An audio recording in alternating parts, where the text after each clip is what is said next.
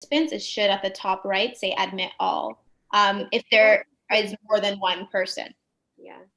Okay. If there's only one person, it'll just say admit. Got it. And we are officially live on YouTube. So while I'm admitting people, Salam, do you want to check the YouTube?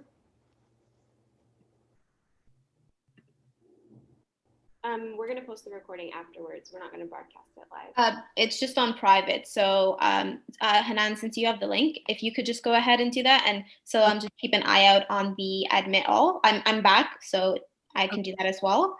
And we can actually start the seminar. We can start the event, Kia, if you're ready to go.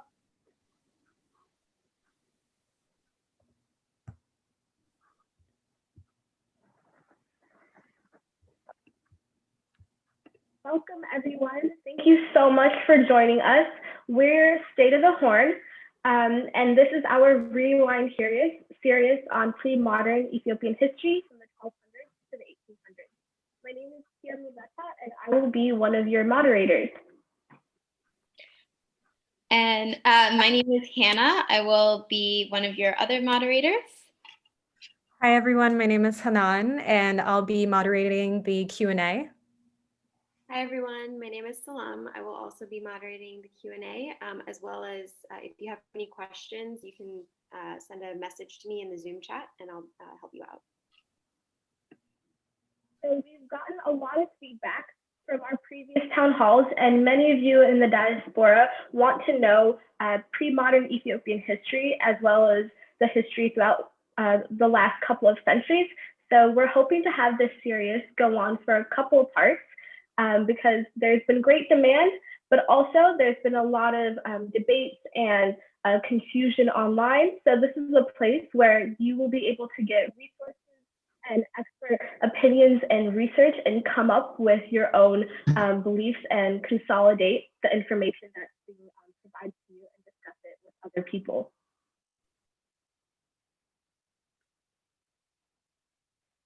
Hannah?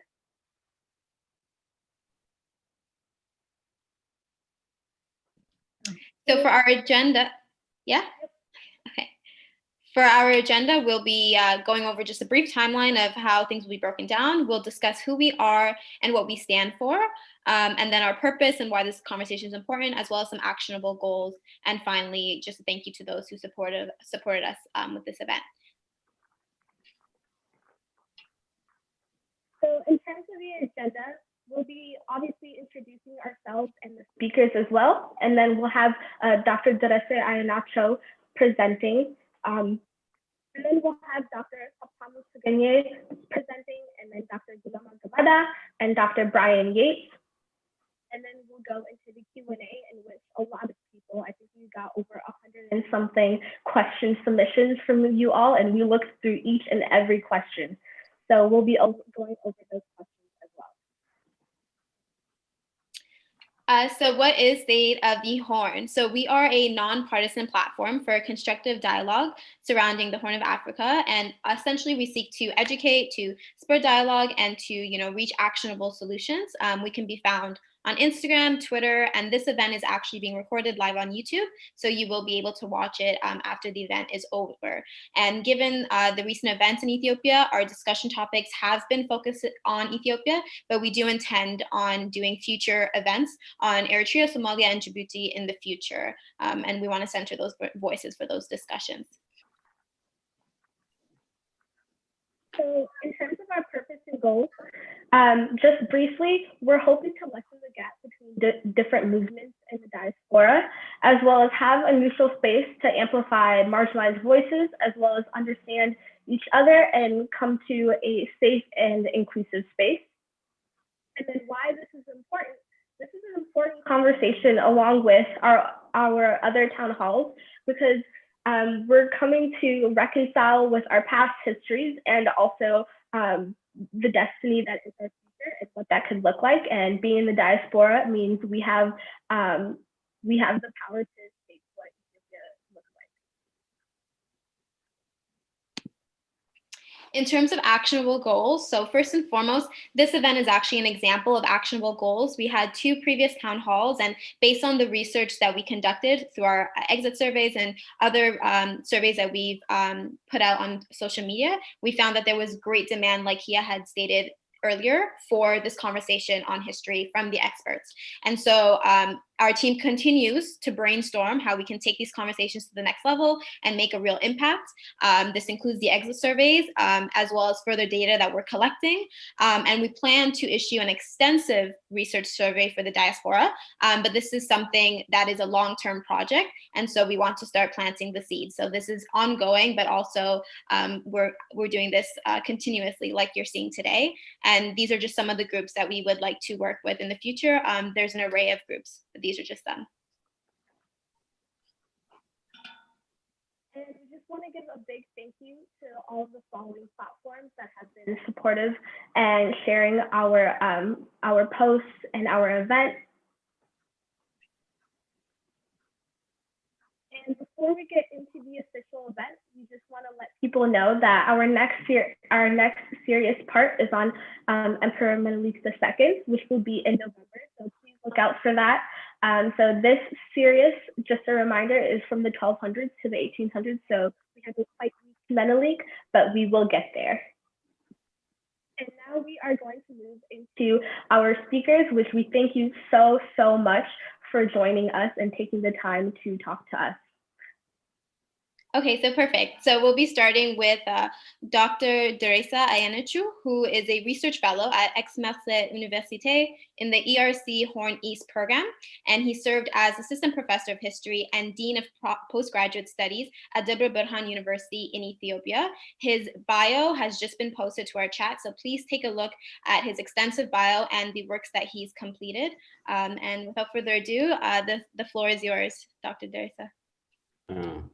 Thank you so much for your invitation. I'm so glad that, I've never thought that, you were so young from your interest, and I am really so happy, and thank you so much for participating with you. And I am also happy also for the panelists, Dr.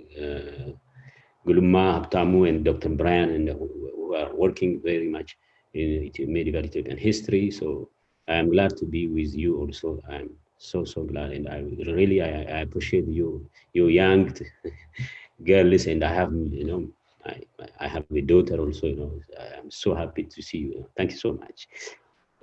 My first presentation, my title is I put a medieval history of Ethiopia between 1200 to 1800. I will not go to this all through this in this very short time, but I will focus in the main points of the historical processes. And you see in Greek language here we have Ikawun Negus Bekul Ethiopia, which is very important in the Middle Age. It was this saying was attributed to Sultan Sabreddin first, and it is written, from a source, the chronicle of, if you want, I don't know if it's not chronicle, but we call it chronicle of Amdesion, who was, in the early 14th century, between 1330 to 44, and there was, a fighting to be a king, to be a nation of Ethiopia. So that continued throughout the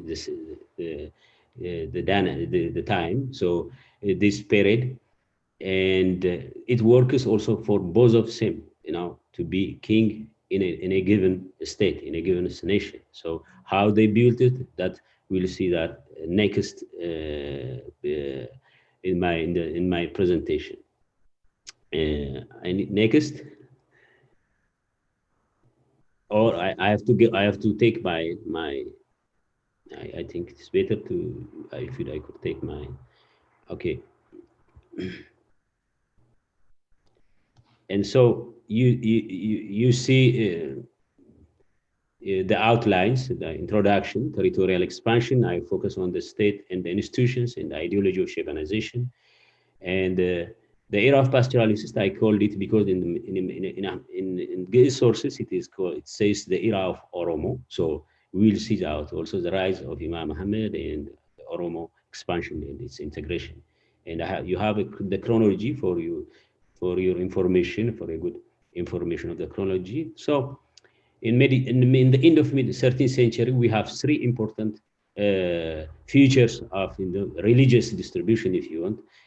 The eastern, the southern, the southwest, and the northwest and north and the western side, which then the western side is we designated as a local religion followers majority in the majority. In the central hind you have the mix of the Muslims and the Christians living together.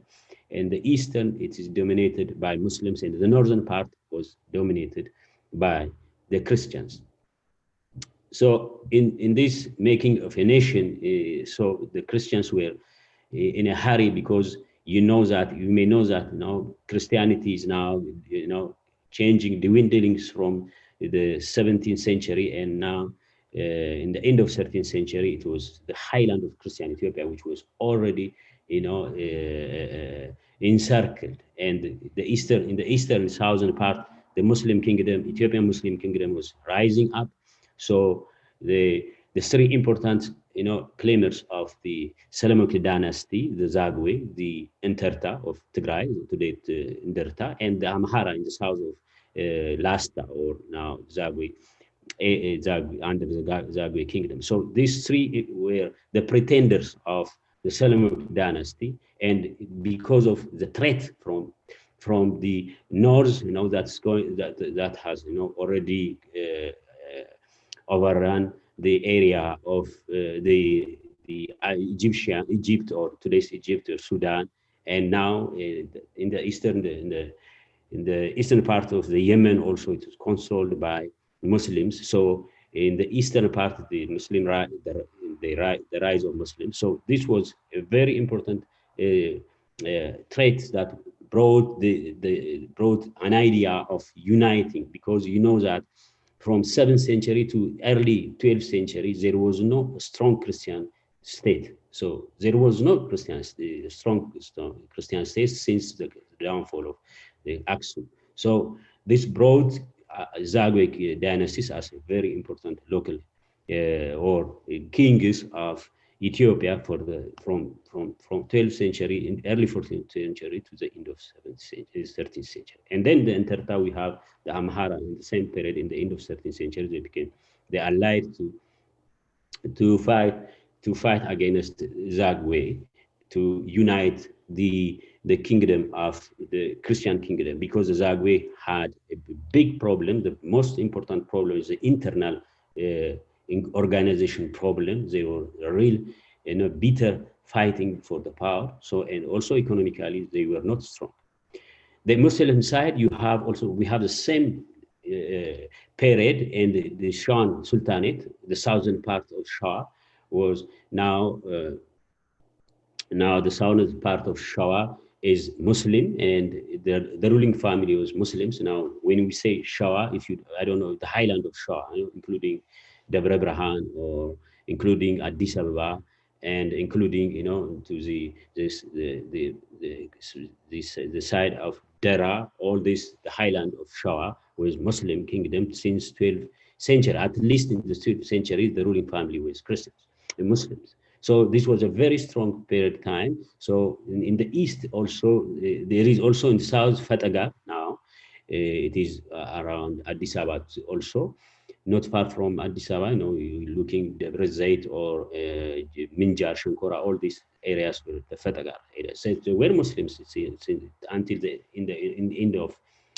middle of 14th century. So, and in this way, they continued to dominate the area. So the Muslims had the same vision, or in the same time, par accident or by chance, the Muslim kingdoms, the Ifat kingdom became very important to establish a nation, or what we call it sometimes Ethiopia or Habash.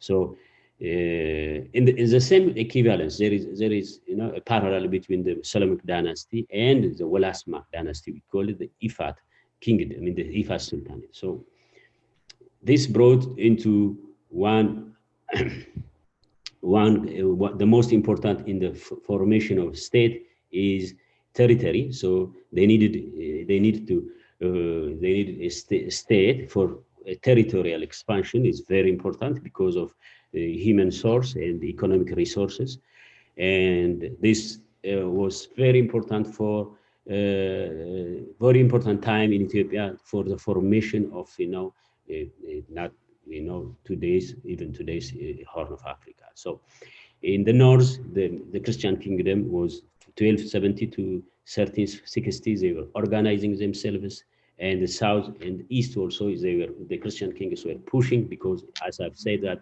they were in the threat of the expansion of Islam in the south and in the east and southeast, the southwest part of Ethiopia. So we have the rivals sultanates and kings. I'm just saying Sabradin, if you want Saif Arad and Dawit versus Aikadin and Sadadin or Ishaq. Ishaq brought another method, and Zara Yaqub versus Ahmed Bedlai and Mahiko versus Zara Yaqub himself. And we see also the Demarim and the Skender was interested to go to as far as south.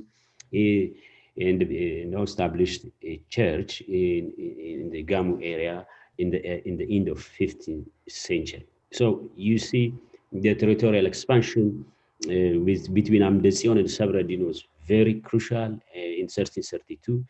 Before 1332, of course, 1360 was Amdecion was, as we call him, even if Ikono Amlak is the founder of the dynasty, the state was founded by Amdecion himself because he went as 1360 to Masawa, up to Damot, Gaujam, Damot, and Hadiya, setting aside for a time the Ifat kingdom.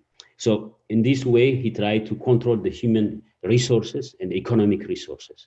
And then we see the struggle between these two, Sabradin and Amdecion in 1332, that they brought into table to be the king of Ethiopia or the king of Habash. But the ideology is only the differences. It was ideology, either Christianity or Islam should prevail.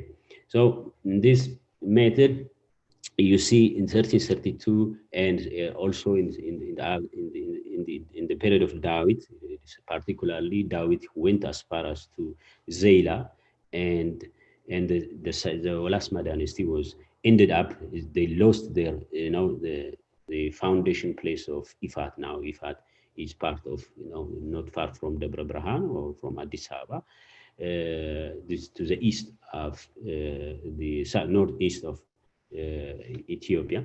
So here we see they went far to Yemen, the descendants, and they brought Isaac tried to install his Christian side in Zayla, but finally he couldn't. So then we see Ahmed Belai and Zara Yaqub that changed completely the image of the Horn of Africa, particularly after the Battle of Gomit, we call it, in 1445. Ahmed Berlai was very famous Sultan of Adal kingdom, who began to expand his kingdom from Somali to Bali, and then to Dawaro, and then went to as far as the seat of the king at that time, at around Shawa and Padaga, and this brought the most important battle, and where the king Zara Yaqub put himself. He prevailed, of course. He won the battle, and for the coming 30 years, the kingdom of Adal was paying tribute. So the other Mahiko puzzle is the Mahiko was the brother of Queen Elenis, or the second wife of King Zara Yaqub, and he fought also for his autonomy, but it was lasted also. That brought, of course, we will see that another important change in the maps of Ethiopia. You see now Shawa and Fetagaros completely controlled by the Christian kings, and Shawa and Fatagaro was very important for, theft is very important for in the Middle Age. Without theft, it's economic resources, very, very important.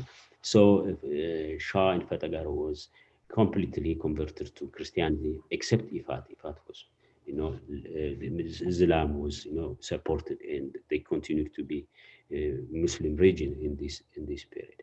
And you see now the change in 14th, 16th century, the map is changed. As in the West, you see also Christianity is also controlling the area. And the most important one of the main character of the state in Middle Age, particularly the Christian kingdom, was its culture, or its culture of manuscripts and institutions. And they brought all many institutions, if you want, the legal institutions, or economic institutions, or church institutions.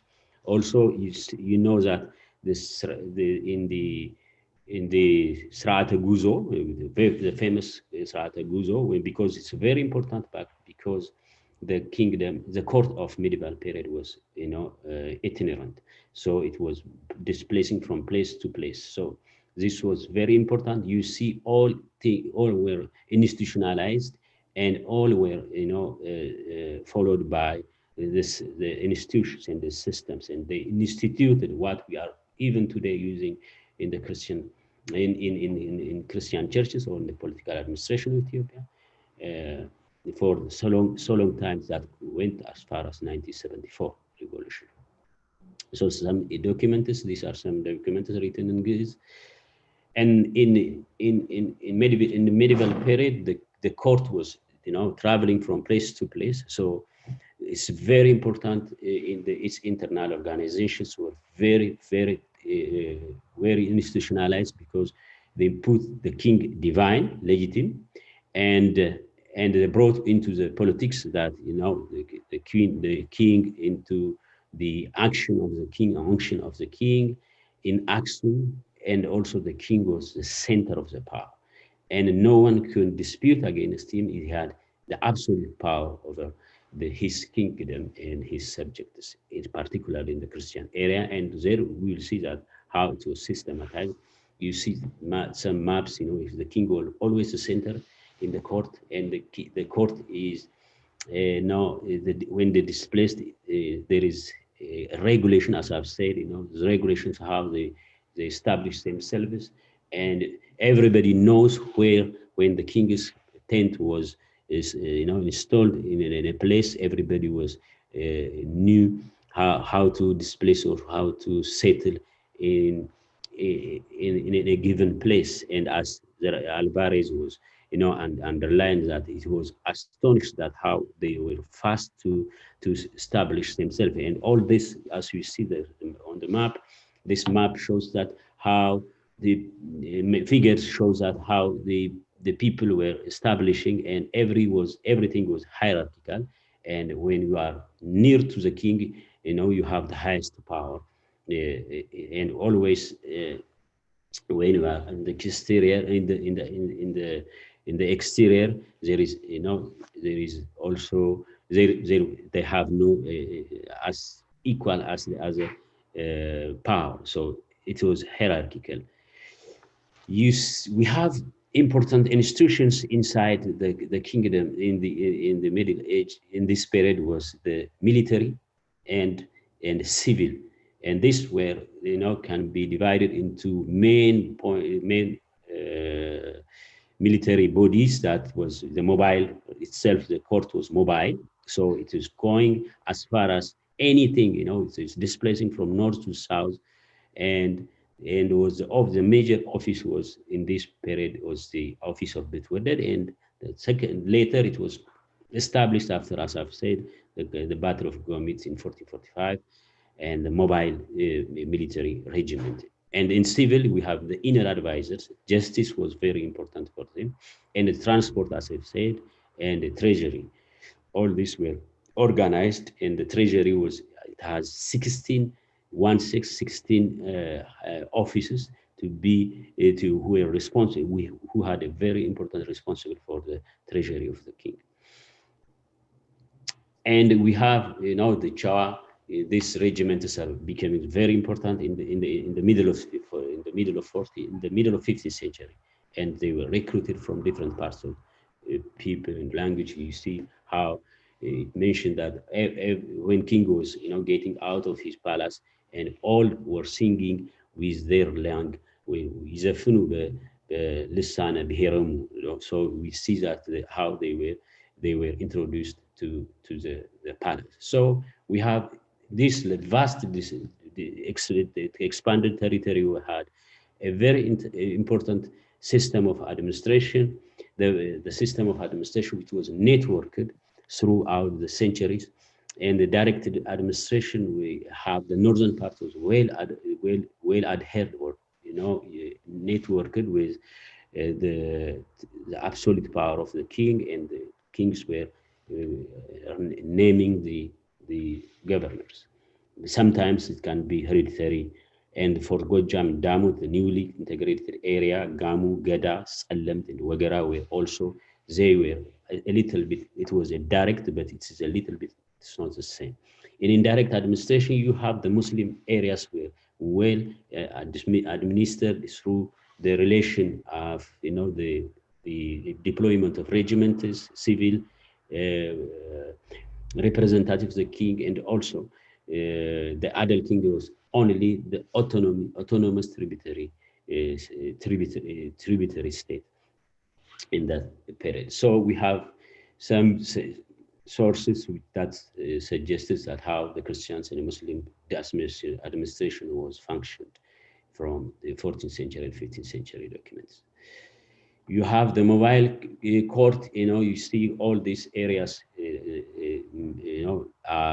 we see how the mobile court is displacing itself and putting its status, or its royal katama, we call it royal katama, and it was networked also with the Cha networks, in 14, 15, 15, 16th century, for 100 years, the Cha were re-established from 1445, and this Chawa were all over the kingdom, as Alvarez was suggesting. So you see how it was institutionalized, and they were really integrated, related, and hierarchical administration was in thanks to their institutional abilities, and institutionalizing their kingdom, their state, and from king to the all areas. So the most important of adhere, the uniting, or if you want, relating the Christian kings were the ideology of Shebanization. It gives origin of divine origin of for common origin of Ethiopians. So all the country, the country was promised nation of Ethiopia, and they called it their kingdom Ethiopia. Before there was no, before it was a listing of the titles of the kingdom. For example, Aksumite kings were listing many, and the Zagwe was also listing. So there was no a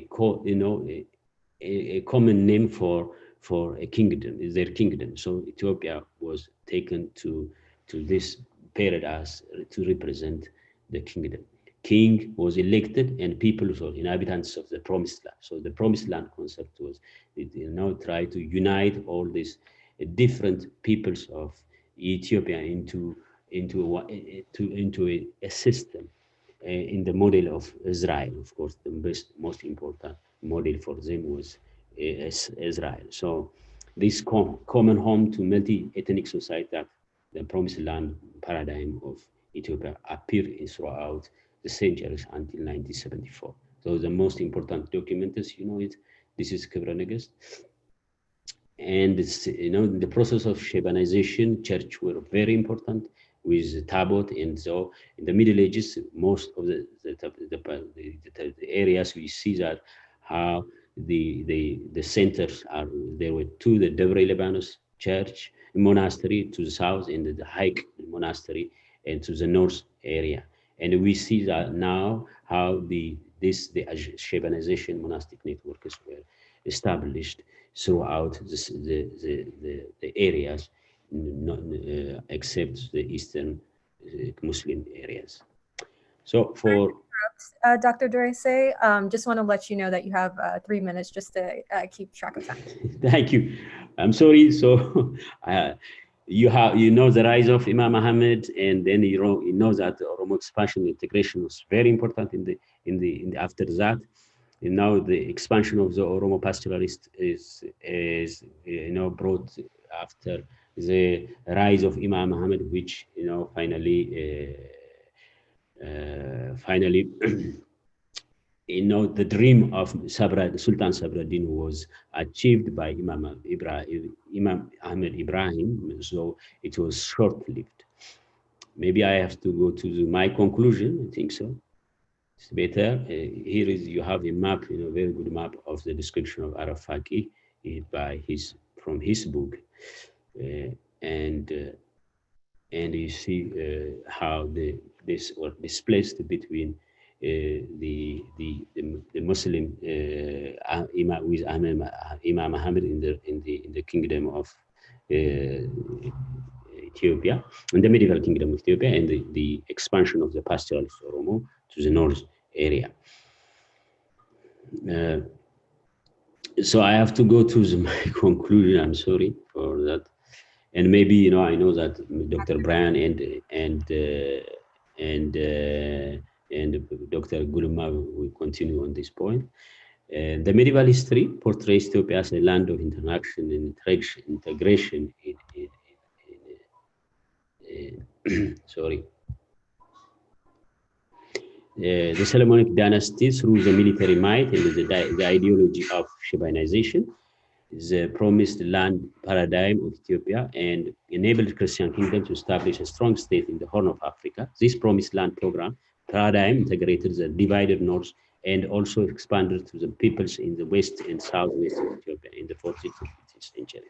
The creation of a strong Christian state Ethiopia, or Abish, had been the political vision of both rivals and the Christians, Muslim powers. Kings and sultans imagined to be king of all over Ethiopia. 2.5 centuries, the military, the ideology, the land and the political administration system were institutionalized, and they were networked under the authority of the Christian kingdom. The network of the mobile court and the Chan military, the church secured long-distance trade, and the Mengesa had permitted long-distance displacement of the medieval peoples of Ethiopia. These multiple ways of interconnection and the exchanges had enhanced the formation of the medieval Ethiopian society. The early 16th century has brought to light the vision of Muslim kingdoms of Adal under the leadership of Imam Muhammad Ibrahim, the victory of Imam Muhammad in 1529 over the Christian king Lebel Nedingil at the Battle of Shimbrakure closed the dominance of the Christian kingdom.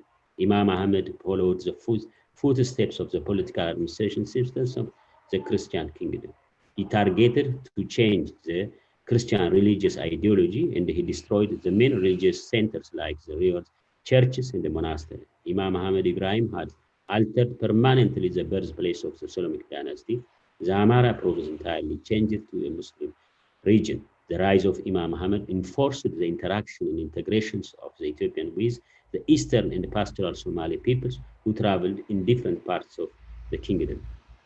Nevertheless, Imam Muhammad dreams of the nation of Ethiopia under ideology of Islam were short-lived when he was killed and his army was dispersed at the Battle of Wainadega in 1543 under King Gulema. The Solomonic dynasty seemed to restore this power, but the pastoralist Oromo and Afar appeared into the political scene as another political power in the whole. The Oromo expansion overwhelmed both the war-torn Christians and Muslim kingdom. The pastoralist Oromo defeated the stronghold of the Christian king in Fatagar in 1550s that opened the expansion of Oromo on all sides of the Christian kingdom.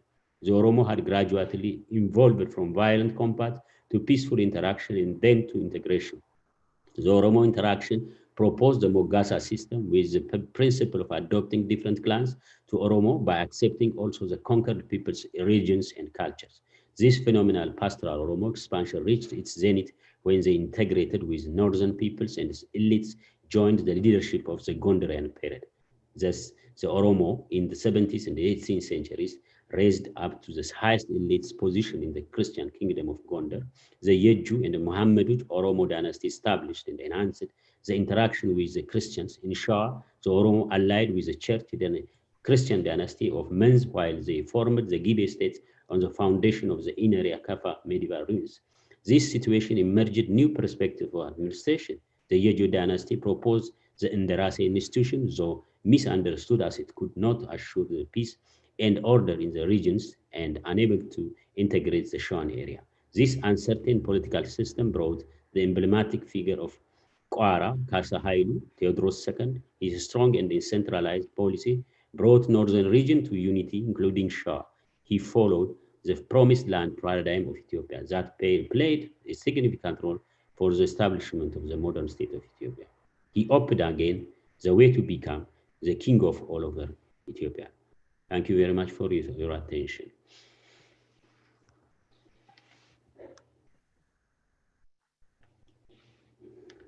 We're going to be moving to Dr. Habtamu Tegegne. And Dr.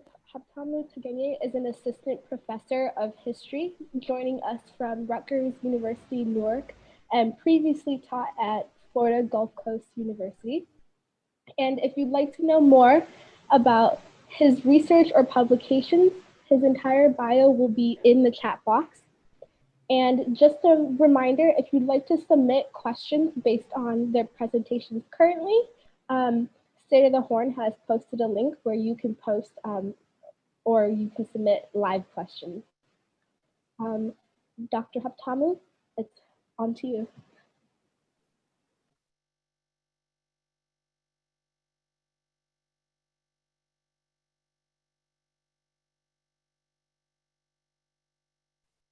And just unmute yourself, please. Thank you. Sorry, I'm not a technology person, so bear with me.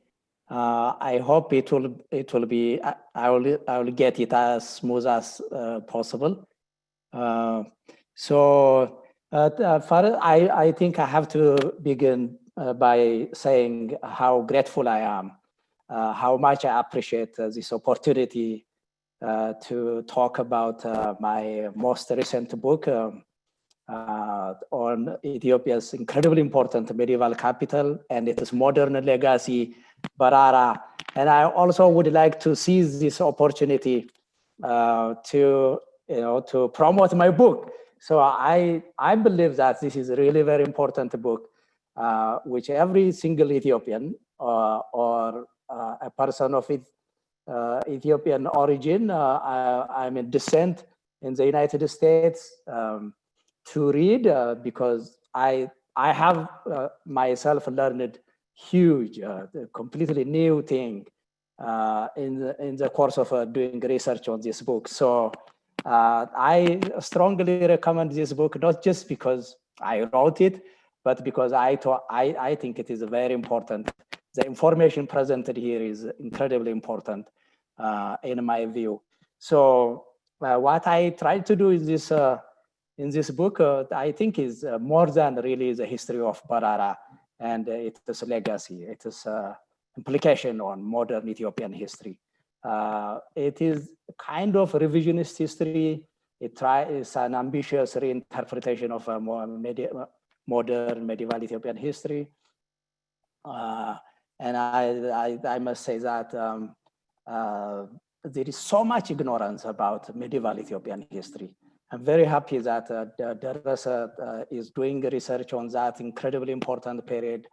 And I believe since we're incredibly ignorant about medieval history, we're not really able to understand Emperor Menelik and the events of 19th century. I think to be able to fully understand 19th century Ethiopian history, we have to go back in time to the medieval period. And understand what transpired then. So that's what I try to do in this book. And I once again strongly recommend everybody to read this book.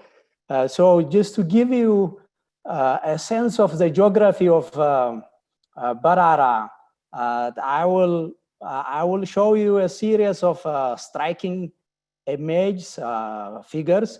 So can you display figures 0? So, and we'll continue. So show to the audience figures 0. So that is that. So this is the region which is highlighted. Is, I think, the world of Barara is really huge. It was a very well connected city, as I will try to show in the course of my presentation. But the immediate surrounding of Barara is Fatagar, this region shaded, which would fall in today's Nazareth, Debre Zeit, I think it is called Eastern Shoa today, Zukwala area. So the western, the city itself was located within the province of Shoa, specifically within the district of Warab. So just remember that we're talking this region in medieval Ethiopia, this region of medieval Ethiopia. To be more specific, I think modern Addis Ababa area. Figure 2, can you proceed to figure 2? So that figure 2.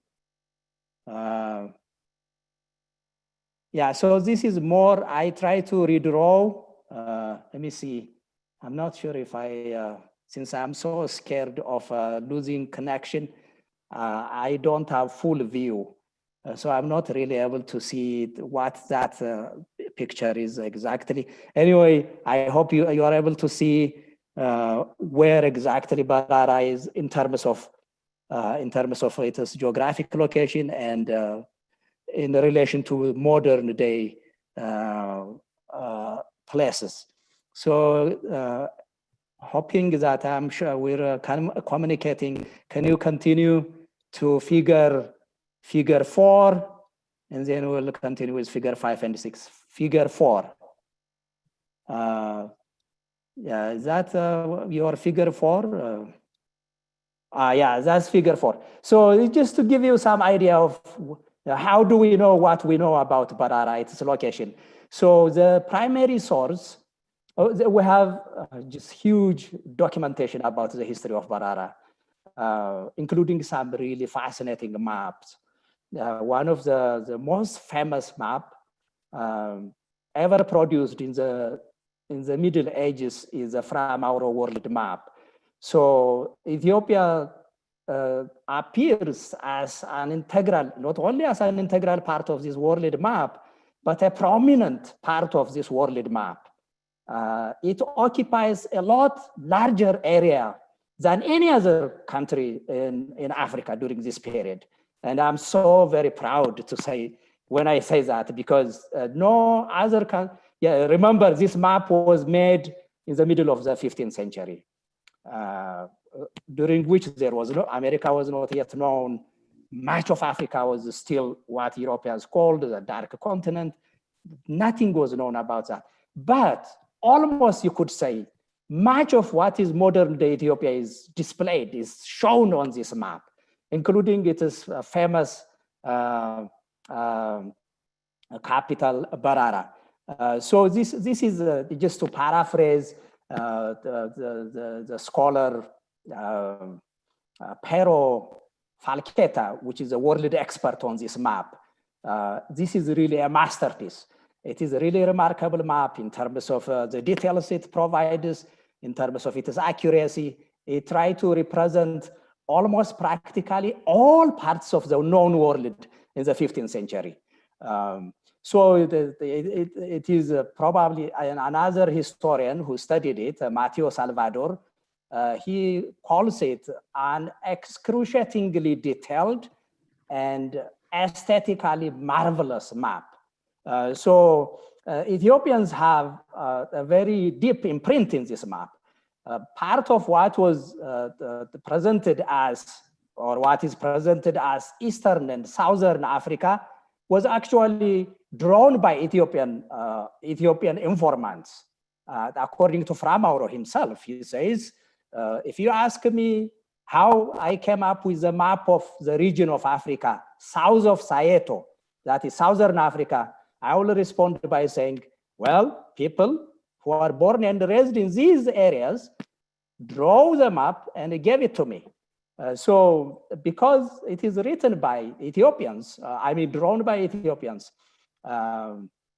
who were profoundly familiar, of course, with the geography of Barara and the whole of Ethiopia, particularly Barara, were able to determine exactly where Barara was. So this is a more larger image of Barara and its surrounding. So this river, painted in a dark blue, is Awash River.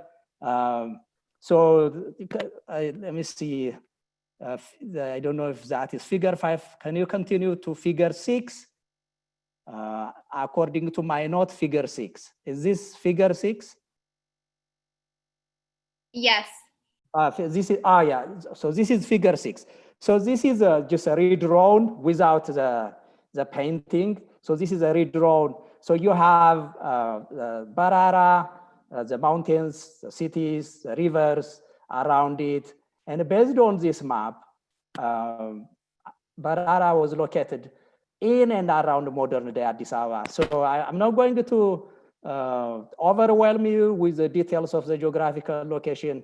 If you have further curiosity to know about the geography and all the, all the fascinating, the cool stuff related to it, I refer you to my book, Barara, Addis Ababa's predecessor. So just remember that we're talking about modern day Addis Ababa and its surrounding when we talk about Barara. So writing Barara was an incredible journey.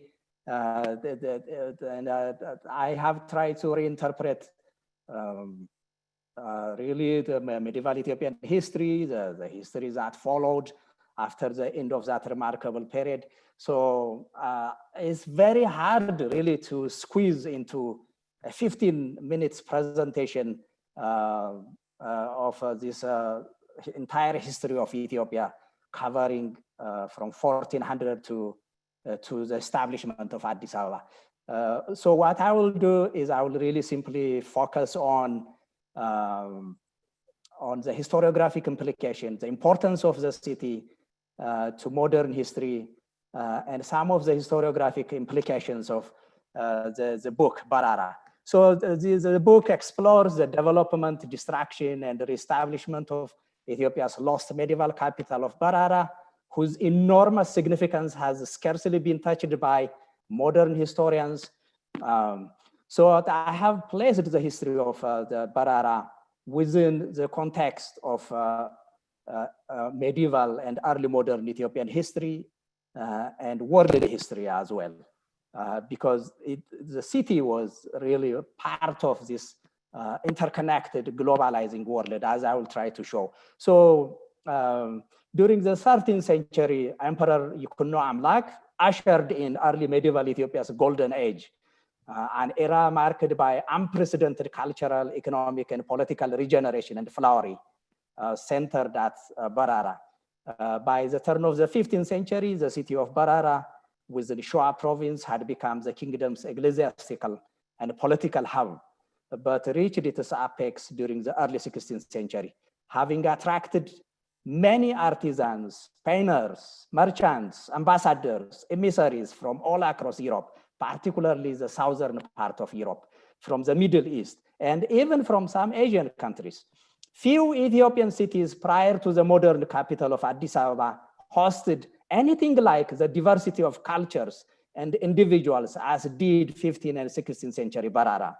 Visitors, merchants, explorers, emissaries included German-speaking Bavarian, natives of Italian city-states such as Florence, Naples, Piedmont, Rome, the Vatican, and Venice, emissaries and travelers from Burgundy, which is in modern day France, Catalonia, which is modern day Spain, and Portugal, Armenians, Egyptians, Persians, and Syrian merchants and ecclesiastics were among its citizens.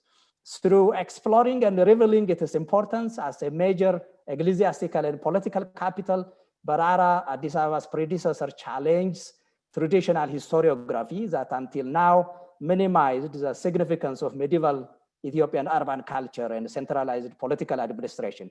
While Barara is far from unknown to scholars, only my book historicized the history of the city by consciously situating its role within the much larger political and cultural contexts of Ethiopian and world history, contesting the assumption that the Ethiopian Middle Ages featured unsophisticated roving capitals that functioned as such only while local or regional rulers were in residence. As a result of this pervasive assumption, the history of Barara tends to be unjustly overlooked. So my book takes a markedly different direction from much existing scholarship, which has decontextualized the history of medieval Ethiopia based on its lack of permanent capital and apparent disinterest in wider world affairs. For my study, or because of the research I did in this book, unlike previous portrayals, the existence of multiple royal residences and annual procession of kings across the country is not evidence that Ethiopia lacked permanent capital. In many ways, Barara bore a striking similarity to Gondar, Ethiopia's later royal capital from 1636 to 1850. While Gondar was a principal winter residence of royalty and the permanent seat of government, Ethiopian emperors from the 17th through the end of the 18th centuries, like their early Solomonic precursors, continually made annual processions throughout the kingdom, regularly stopping at provincial subcapitals such as Ababa in Gojam, Aringo in Begemder. Like Gondar, Barara served as a principal royal residence and episcopal center from about 1400 through 1531, with emperors regularly moving to their summer residences in several other subcapitals. Understood this way, the role of cities such as Barara and Gondar reveals new dimensions to Ethiopia's medieval past that contradict scholarly assumptions that the kingdom lacked a permanent capital and the infrastructural sophistication that went with it. Barara, my book, therefore refutes that idea as being no more than a historiographic myth. While the book's central focus remains Barara, I broadly conceived my study, like I said in the beginning, as an ambitious reinterpretation of Ethiopian history during the medieval and early modern periods, using the city's development, destruction, rediscovery, and refoundation as a lens through which to view the larger phenomena of political and cultural regeneration of medieval Ethiopia under the early Solomonic emperors, the conquests of Ahmed Ibrahim, and the pastoral Oromo and their multiple consequences during the 16th and 17th centuries, and the Ethiopian reconquests and reconstructions extending into the end of the 19th century. So in consequence, traversing several centuries in which Ethiopia itself was in a constant thrust of radical transformation and historical change. My book rigorously takes in and subjects a vast reserve of information, both familiar and original, to the greater goal of tracing the city's history within the late medieval and early modern context, showing how its legacy and traditions inspired Ethiopia's modern capital of Addis Ababa. So this study also embraced the exploration of cross-cultural relations and reciprocity between Ethiopians and Europeans throughout the medieval and early modern period, and the role of Barara in that relations. My research demonstrates that while Ethiopians were internally occupied with building and renewing their social, religious, and political institutions, Ethiopia's medieval era was also a time of intense interest in foreign technology and culture, along with an increasing engagement in world affairs. As correspondents, for example, Ethiopian intellectuals, ambassadors, pilgrims actively participated in cultural exchange with their European counterparts, informing them about African realities. By the way, that map, just as a reminder, as a product of that cultural exchange, the map is really a contribution of Ethiopia, about which we're so proud, because that map has changed world history. For the first time, Barara is seen at the heart of medieval and early modern encounters between Europe and Africa, in this case, Ethiopia, showing the city in its authentic role as part of an emerging and mutually interconnected globalized world. My book identifies Ethiopians, some of whom, by the way, held from Barara itself, as crucial carriers of ideas to Europe. But Ethiopian history, I would say, and I think my colleagues in this panel would agree with me, is like a roller coaster. It is not all about good things. Just for every great achievement and for every triumph, there was an equal measure of distraction and disaster. So Ethiopian history it has so many ups and downs. It tends to be cyclical, even degenerative. So, but well, and also Ethiopia resurge again and again. So the Barara would be destroyed. That's what I'm pointing towards to. So it will be completely destroyed in the 16th century by Ahmed ibn Ibrahim's conquest. So as noted previously, Barara or Addis Ababa's predecessor also analyzes the complex interplay of events, institutions, and individuals that sets the stage for the conquest or jihad of medieval Ethiopia by Ahmed Ibrahim's forces.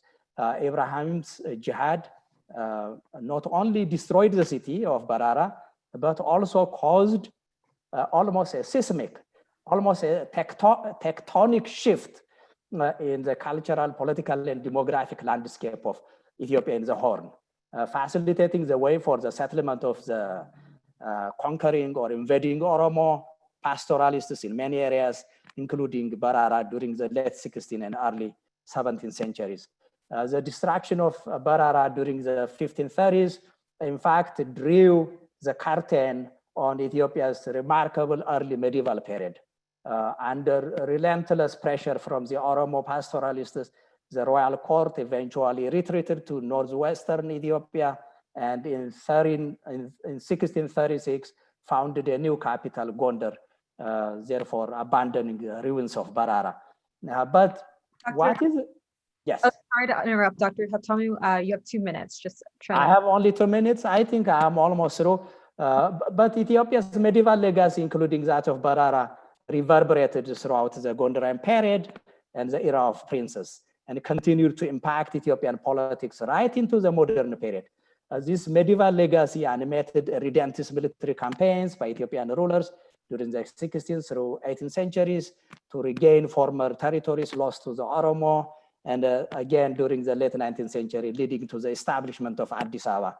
The traditions of Barara, otherwise known as Yedawit Katama, are still permanently etched in many Ethiopia's collective memory, dictated royal policy more than any other factor in favoring the selection of Addis Ababa as the city of, as the site of Ethiopia's modern capital.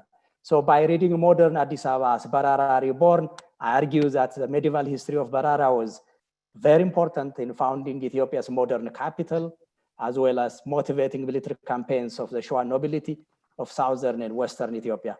The revelations of Barara, Addis Ababa's predecessor, thus carry strong implications and supporting arguments for the revision of the existing historiography on various topics and fields.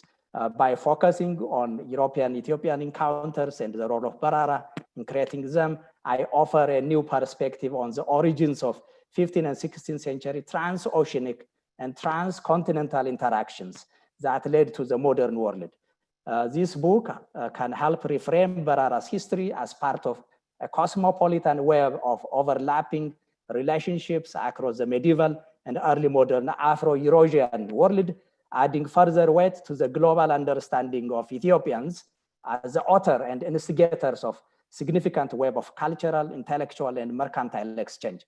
Without the lure of Ethiopia which was believed to be the land of the mythical Prester John, there would have been less desire on the part of Europeans to explore Africa and the rest of the world. So just to give you some representative examples of that, the agents of cultural change, the instigators of inter-regional and transoceanic encounters and exchanges. I will draw your attention to fascinating historical figures.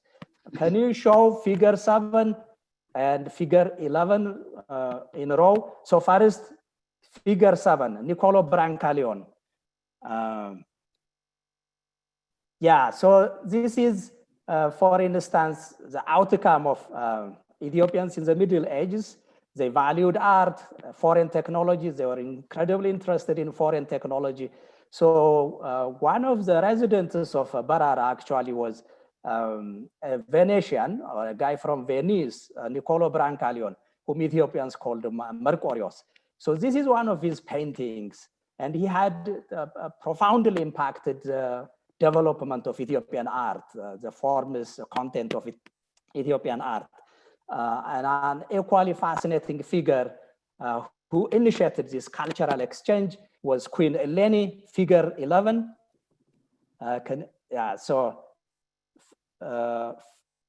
This is Queen Eleni. I didn't know Queen Eleni has a brother, Michael, from Deresa Inacho's presentation. This is an incredibly remarkable woman, the most remarkable female leader in Ethiopian history, probably. She has a Muslim background, but really she was truly the champion of the Christianity, Ethiopian Christianity. Well, obviously she respected Islam, which is her background as well.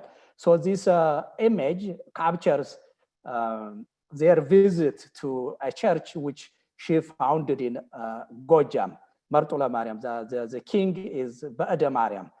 So she sent letter and ambassador to Europe in the early 15th century. And as a response to that mission, diplomatic mission, the Portuguese sent a mission of around 20 people, one of which was Alvarez, Francisco Alvarez, who wrote 2-volume books about what they saw in Ethiopia, just a few years before the disastrous jihad of Ahmed Ibrahim. So therefore, I argue that we cannot fully comprehend the significance of late 15th and early 16th century transoceanic and transcontinental voyages of exploration without a more comprehensive understanding of the Ethiopian movement within Europe originating from the early Middle Ages. And I think since probably I ran out of my time, I would conclude by saying this. Barara and its legacy has contributed directly to the foundation of Addis Ababa. So despite its evident significance for understanding the reconquests and the reconstructions of 18th, 19th centuries Ethiopia, Ethiopian historians have paid surprisingly little attention to the connection between modern Addis Ababa and the medieval legacy, including that of Barara, which helped bring it into being. So Barara is the first full-length study to explore these issues, yielding a new insight into the importance of Barara for both medieval and modern history. So I think without Barara, probably we could not have Addis Ababa. So I will show you, and this is very clear, when the Emperor Menelik came to Addis Ababa area, they were actively looking for the city of David, that is Barara. And when they found ruins of palaces in and around modern Addis Ababa, they decided, okay, here is Addis Ababa, the city of David, Barara, and this is where exactly we'll found our capital. So these are some of the ruins. Yeah, thank you for showing the ruins in total, figures 8 and 10. Some of these structures you cannot see really today, they were demolished. This is a stone tower. We have, this picture was taken by a French guy a year after the Battle of Adwa, by which time almost in total was abandoned and Addis was So there was a palace, which could only be the palace belonging to Libna Dingle, based on the descriptions that we have from Arab Faki and other travelers, other sources. Sorry, Dr. Haptamu. Okay, thank you very much. I really apologize for exceeding my time. I wanted to keep my talk within a schedule, but that's not always easy for a big topic such as this one. Thank you. Thank you, Dr. Habtamu. We just have one question with regards to your book. Folks are wondering if it is offered in other languages other than Amharic. So English, Afan Oromo, Tigrinya, are there other options? We hope to translate it to Oromo, Orominya, Oromifa, and we hope to translate it into English too. Unfortunately, right now, is available only in Amharic. Okay, thank you so much.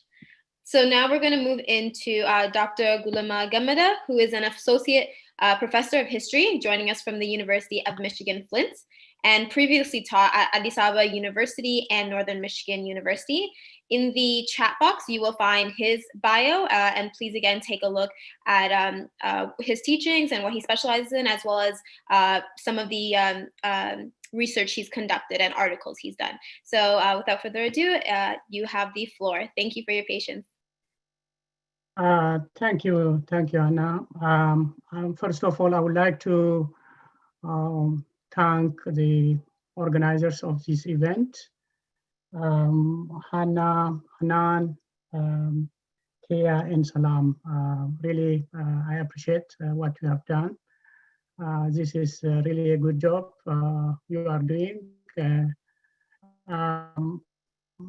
I believe that this was something actually which should have been taken by the elders, including myself. But at this moment, actually, they are engaged in something of a debate, but you are doing a useful job, a very important job, and keep it up. With that, I'll start. Well, the title of my talk is Silences and Erasures of Oromo History in the Medieval Period.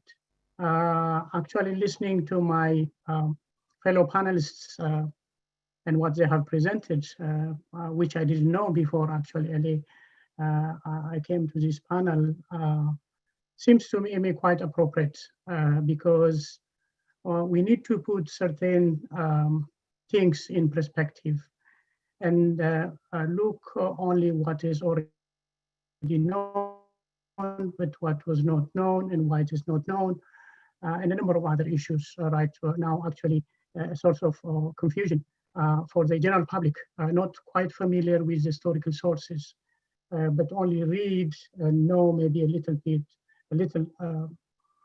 bit about what's already written.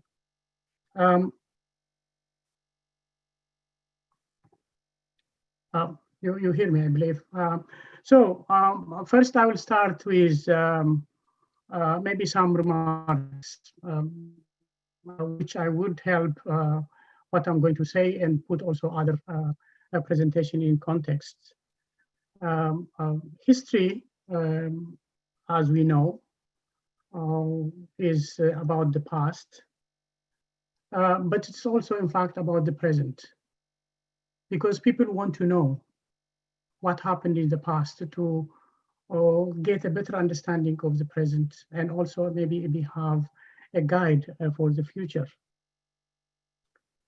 But history, originally, when it happens, like for example, what is happening today or what we are doing today is very chaotic.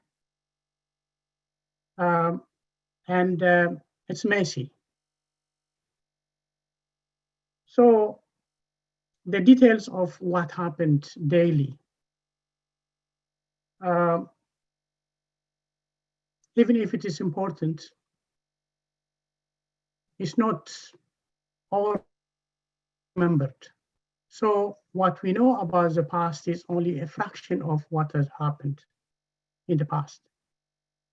Of course, a few things get noticed, particularly for the ancient part, where the means of documentation is limited as opposed to where we are right now. So few things get recorded. For societies who have developed a writing system, some of these daily activities and events are recorded in writing. Others are preserved in other means. But first of all, the recorded ones for societies who have developed that technology or the means early on. Well, these events, daily events, are recorded by individuals. Most of the time, actually, almost all the time, they are from the elite who had developed that skill. They record according to what they think is important. So they don't record everything. They can't. They record things that they think is important.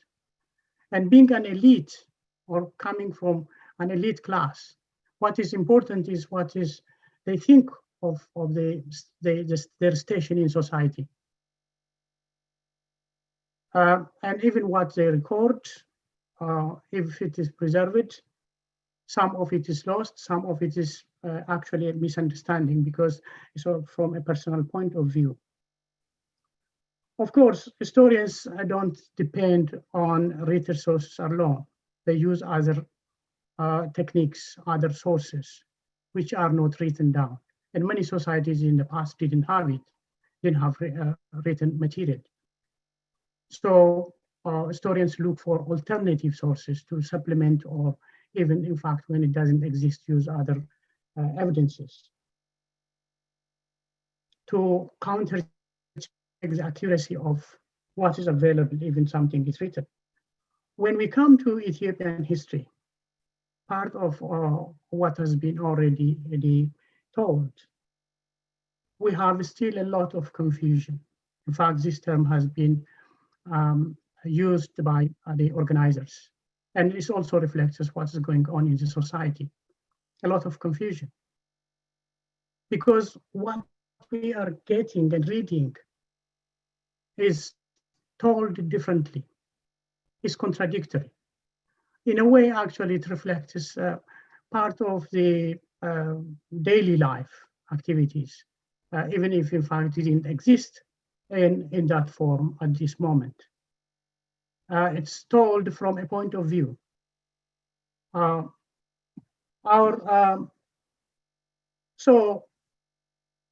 We have to go to different approach. And in fact, we go to, for example, our colleagues in African history, where writing didn't exist for many societies until very recently. They resorted to other sources to supplement. Archaeology, archaeological evidences whenever available, historical linguistics, oral traditions, a number of other things that either complement a written history, a written document, or an existence of it. They put all these things together to produce a story, like what my friend, Dr. Haptamu has been saying. So use a combination of these. But there is a difference, what actually happened and what is reconstructed. When you read history textbooks or books, history books written by modern scholars, it's actually a reconstruction of what had happened. Piecing the different elements, different evidences, sorted out from different sources and giving a plausible interpretation of what actually happened. That's why it is not messy, it is quite clean. Because who did that? The historian did it. The one who is writing did it. And when he does or she does, she also uses her own discretion. Use some sources, don't use other sources. Interpret some sources in a way the historian has understood it. So there is a difference. What I'm saying is a difference, what actually happened. And I'm not saying the historians are lying or they fabricate facts, but they are interpreting what existed, what has been messy, original document, and bring it to us in a very clean way, readable, and to understand.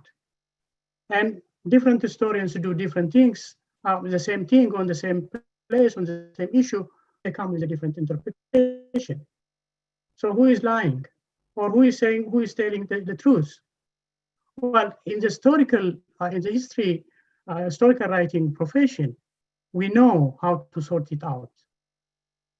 Even if, in fact, we don't agree on everything, we know how to sort it out. This is a historical standard. There is how professional standard to sort it out. That's why we critique each other, and they change. The narratives change over time, because one, we get to know more about the past that we didn't know. I used to teach history. I started teaching history as a young lecturer at Addis Ababa University over 30 years ago. I taught medieval history then. One major book available to me at the time, and I shared with the students, was Church and the States by my professor and my colleague also, Professor Deresa. Very excellent book and very accomplished scholar. I owe a lot to him and my profession. But now looking back 30 years later, there are many things I didn't know, even if I read that book several times and taught on the basis of that book. Well, I knew Barara existed then.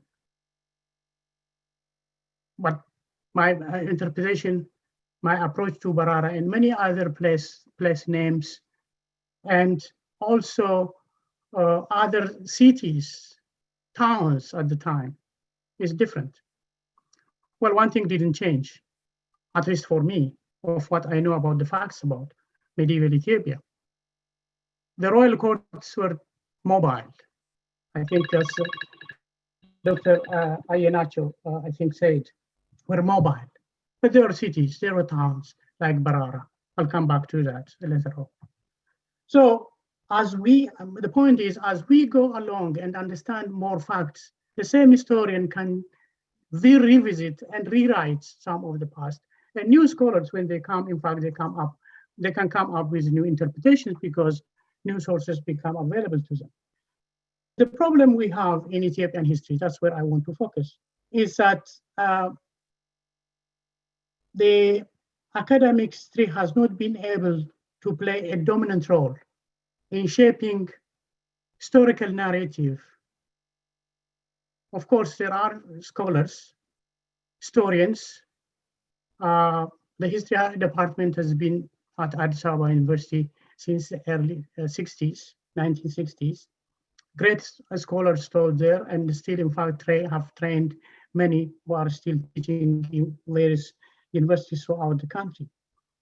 But the views and the debate in the historical profession didn't get well into the general public, and people have still access to a lot of history, which in fact may not be acceptable to professional historians. But whatever the case, even the story, whether the academic history, as well as the public history that we call, available to the majority of the population, has still a lot of problems, at least from my own perspective. And this is, in fact, quite clear from even the two presentations already going and what I'm saying and going to say. Our additional problem in Ethiopian history is that it's largely, this is academic as well as the public history, it's largely dominated by a single story. Those of you actually familiar with the young Nigerian writer Chimamanda Adichie knows this, what I'm talking about, the danger of the single story. Actually, if you are not familiar, I suggest to you to search and watch it. It's watched by over 1 million people since she made that brief presentation speech. What she's talking about is our lives. Our histories are dominated by a single narrative, single story. But in reality, we are not like that. There are multiple stories, which should be acceptable. But the problem with Ethiopian history I have is, having taught it for many years and studied it, still my problem is dominated still by a single narrative. And it doesn't do justice to a number of people and the diverse communities who live in that place. The dominant narrative is grounded geographically in the north. It favors political history, that's the history of kings, state, and also church, particularly Orthodox Christianity. The social, economic history, the people and their language and cultures, religions, that includes Islam and non-Christian traditional religions, are largely neglected. There is still a resistance to this approach, or to change this approach, even from academic professional historians. Of course, the narrative is also shaped by the sources that historians depend on, myself included, who used to reconstruct or write history. Because of the early development of writing and written documents available in Ethiopia, particularly for the northern part of it, I think it's used very often. And that shapes the history of Ethiopia that we write and we talk about and we teach and people know about. But the reliance on these sources, the written sources, distorts the narrative towards the monolithic interpretation of history that I have already alluded to. This problem can be corrected if we do what our Africanist colleagues are doing and have done. Use other sources to countercheck the written history and enlarge it, make it more inclusive. Of course, Ethiopians are doing it, but not to the extent that the rest of our African colleagues are doing. With that, let me come to the Oromo history. What I've heard so far from my co-panelists so far, you have heard Oromo history or the Oromo not really featuring much or not at all actually until we come to the 16th century, where in the past mainstream Ethiopian history, the Oromo are seen as a people who have suddenly appeared on the scene in the early 16th century. Scholars very often refer to or use a writing by Abba Bahiri, an Ethiopian monk who wrote the history of the Gala at the time, history of the Oromo in the late 16th century. Well, it's rich and it richly describes the Oromo history at the time, and also make some suggestions.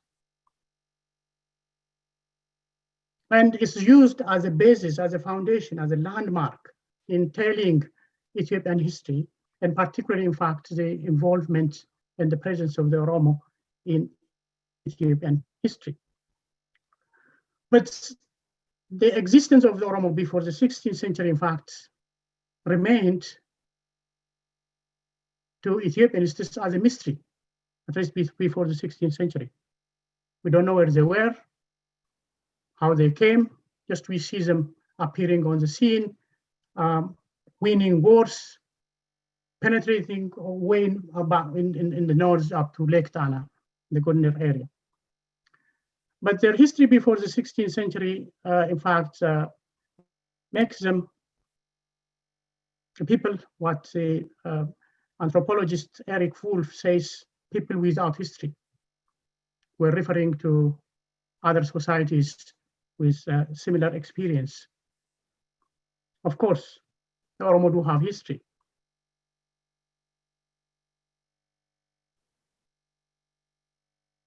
And when we go back and re-examine and look at the silences or the pieces that are preserved in the documents that some of us have been reading for decades, but don't use it. Actually, they are there. Even in the Ge'ez and Christian Ethiopian documents of the medieval period, that's what I'm going to share with you. I'm not, in fact, they will not be the first person. In fact, there are books I'll refer to you if you have not seen them. They are there, they were there, even in the medieval period, in the same place where their descendants today live,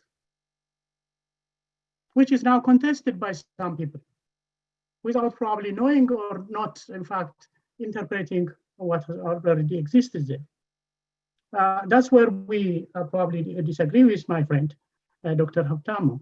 We can debate that later on in the question and answer. But the question is what made them invisible? What are our sources to say they existed or lived in the same place they live today, particularly in the central Ethiopian plateau, in the Shoa area, before the 16th century?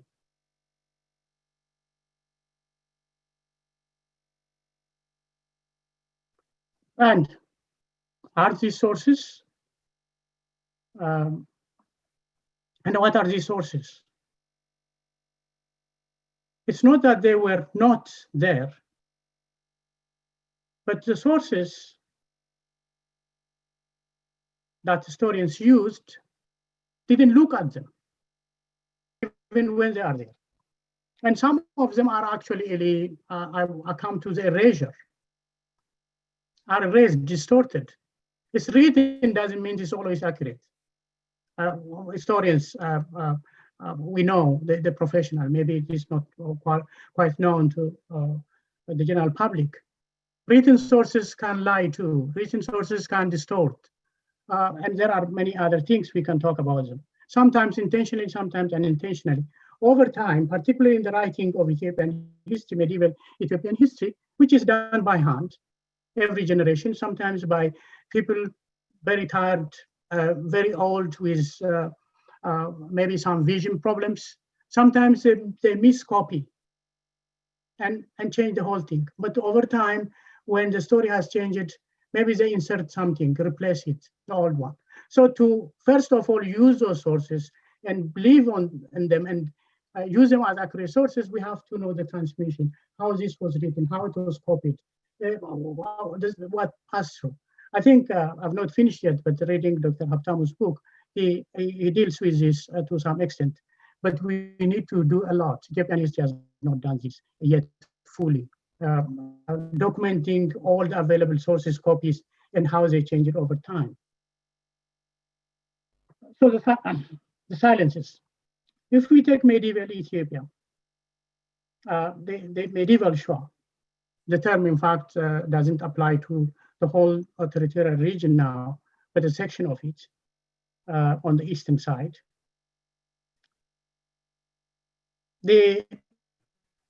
Where the historical controversy now comes, who lived there, who ruled over it? Well, as far as the kings, Christian kings being there, building some structures in the 14th, 15th century, we have no disagreement. I've read those documents several times as far I can understand them. In fact, most of them were not translated into accessible language to us. They were translated into European language like Italian, French, but not into even Amharic actually until very recently. Very recently, I found out that most of these documents are being translated and available now. So people can read and understand themselves. These historical documents were written by the clergy as chronicles, that's the story of the kings, and as hagiographies, that's the story of saints. So the focus of the authors of these documents are actually a saint or a king. They are telling his story. So that's how they selected. What they tell us not all inclusive. They mention other things. Actually, they are very rich. They tell a lot of other stories, but accidentally they mention those things. But even then, we find actually the presence of the Oromo. The Oromo who lived in the Central Chuan Plateau came in contact with the Christians coming from the north, maybe as early as the 10th, at least by the 12th century for sure, but not with the kings, the Christian kings. That comes only in the early 14th century. In the past, when I was myself studying history and started teaching, we used to call these people the Sidama. The Sidama actually is not particularly referring to the Sidama people right now in southern Ethiopia. It's a general term that historians kind of invented in the late 19th century, 20th century, most of them Italian, like Controsini and others as well. They use the Sidama to describe all people to the south, including parts of the Shuan Plateau and southwards. They all put them together. We now refer to linguistic affiliations like Cushitic, Omotic. These terms actually came with the linguists in the mid 20th century. So they call this Sidama. But actually they are not the Sidama, they are Oromos. And how do we know this? I will leave so many other things I can bring in for the time purpose. I'll just refer to the Christian documents that most of us all refer to. In the early 14th century, this is 1300, the 1330s maybe, there were a group of Ethiopian Christian evangelists. Most of them are actually the disciples of the famous Saint Tekla Haymanot. One of them is called Christos. Christos, in fact, that book is currently, I have seen translated into Amharic. This is what his hagiographer says, the author of his life, the hagiographer says. When he says, Christos visited the place where this Barara is located around the present-day Addis Ababa, Finfinne. He says, he, the bishop, the saint, found the inhabitants of the country. This is the area around Finfinne, Addis Ababa today. He found the inhabitants of the country worshipping the devils. This is written from a Christian perspective. So anything that's not Christian is something else associated with the devil. So we have to tolerate him. He found the inhabitants of the country worshipping the devils at the foot of a cobalt tree. We have not been able to identify that cobalt, but it seems to us, I think it's reasonable to interpret it as the Oda tree, at the Oromo river. Sorry to interrupt, Dr. Gumeda. I just want to let you know you have a 2-minute. Okay, I'll try to conclude. Okay, he says this. They were sitting there, eating, drinking, amusing themselves in the fashion of the Muslims. Mind you, he's not saying they are Muslims, which means they have their own religion or maybe traditional religion. In the fashion of the Muslims, they fanned the fire with their hands and held the flames in their mouths and chanted, saying, "Oh God, oh god of Galan, god of Yaya. Mind you, these are the same people today living in the same place. The Yaya Gulele, the Galan are still there. They say, oh, the people of Galan, the people of Yaya, see what God, your God, Orke. This is misrepresented. Actually, it meant Olge. There are two gods they worshipped before Christianity, Olge and Atete. That the other anthropologists have found out that.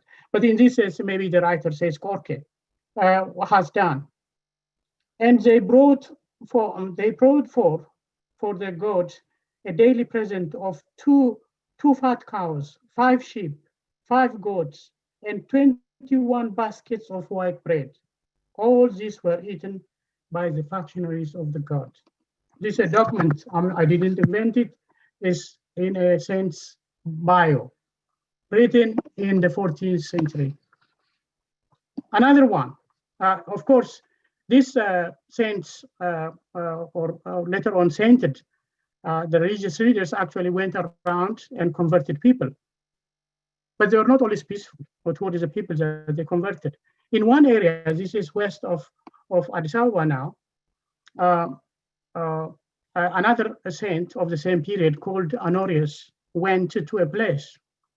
And when he went there, and the leader of the chief of that place went out and found 3 people, 3 men, sitting at the foot of an oak tree. Again, must be Oda, or could be Oda. He shot one of them, who died. The second fled, and the third he captured. Tied him up, his hands at the backwards, and took him to the Abuna, Honorius. When the bishop saw him, he wondered and said, after all, a man of magic or a magician, because he's a Christian, he says a believer of another faith is a magician, or a magician is also human, which means he could be captured and killed. And then the man who captured him at that moment took a knife and slew the captive at the foot of the bishop.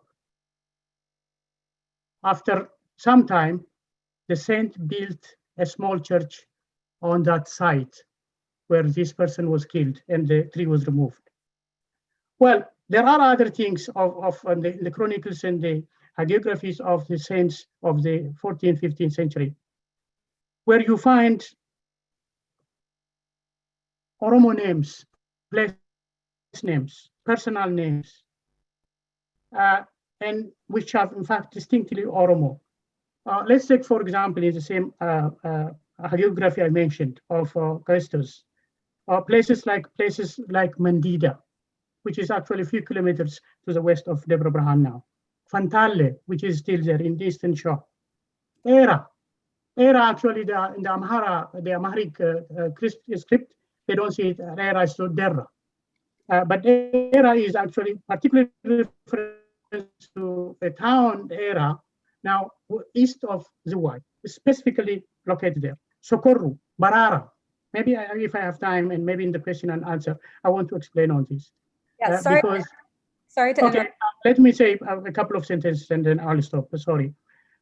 Places, people like Yeju, Jimma, Maya, just around Barara, where the Maya lived, the Waj, south of the Kuala mountain, Gada, Dabala, Dalu.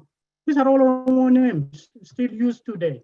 They were living there, and they were the ones who received or he encountered with the first Christian evangelists from the north, which the Christian kings of the medieval period, 14th, 15th century, conquered and eventually lost after the 16th century. And the story is, it's not it's long, and we can return back later on in the question and answer. So the Oromo were not strangers. They didn't appear suddenly on the scene in the 16th century. There were people living there maybe I'm not disputing about the presence of Barara, but I think if someone could tell me and explain to me what Barara means in Amharic or in Ge'ez, but I can tell you what it means in Afghan Oromo. Afghan Oromo, it means saver. So it was a commercial city at the time, but could be of maybe of a religious value for the Oromo as well, if they have named it Barara, which means saver in Afghan Oromo. These are not strangers who came later and now contesting the place. So we are getting into politics, modern politics, but I'm just trying to tell you how we can see this history in a context, and we can have a common understanding and also develop a way of living in peace together. Okay, thank you. Thank you so much, Dr. Gulema Gamada. We really appreciate your presentation. And our last presenter is Dr. Brian Yates, who's accepted a tenure track position first at Mars College and later at Joseph's University, where he was tenured and promoted in 2019. He's also the author of The Other Abyssinians, The Northern Oromo, and the Creation of Modern Ethiopia. Dr. Yates, the floor is yours. All right. Do you all hear me? Yes, you're Great, great. Thank you so much. All right. Woo, okay. I will keep to my time like Joe Biden. I am a good Catholic schoolboy. And so here I just want to do what Haptamu did is pop my book one more time. It's called The Other Abyssinians, also right behind me, a poster. And it's telling, Dr. Gulema mentioned the problems of a single story. There's also a problem with only having two stories. And so while Ethiopian history is not Amhara dominating non-Amhara, but it's also not the Oromo not having a integral place in Ethiopia's history. And so my book argues for that place, essentially arguing that Ethiopia, the modern state, is not just Amhara spreading Amhara culture. It's a union of two central provinces of Shoa and Walla. So again, if you're interested in learning more about it, please, it's right here. Great. Okay. I was tasked to answer, and then hopefully the shows up correctly. My screen being shared correctly? Yep. Cool. Okay, great. Okay. I'm going to keep my it's not an ambitious presentation. It's going to be looking at one Yeju Habasha Guksa, and how he created a network of alliances that Shifra Bekele refers to as the power elite. So first, before we get into too deep, I want to introduce two things that I try to aim it at a non-academic audience. So I'm going to briefly go over the Kapodagast, which was essentially the Ethiopian ideal of how to what their history is. And I'm not going to get into whether that is a myth or reality, but again, it's a very important document for understanding the state. And then secondly, I introduced the Zeminimus Prince, which is the age of princes. And during the late 18th century and for most of the early parts of the 19th century, Ethiopia had a time where provincialism or people or the national state, the national leaders in the state were not as powerful as they were in past centuries. Because of this, local leaders essentially had autonomous provinces. And so, and this is where we'll begin. So I think that one of the major issues with Ethiopia is borrowing foreign concepts and applying them to Ethiopia. One of these foreign concepts, I would argue, is ethnicity. If you go back in the sources, there is very little that speaks to people understanding themselves along ethnic lines. So the first thing I want to look at is reevaluating Ethiopia based upon houses. And again, I don't want to sound too much Game of Thrones, but I think it's a nice kind of analogy drawn here.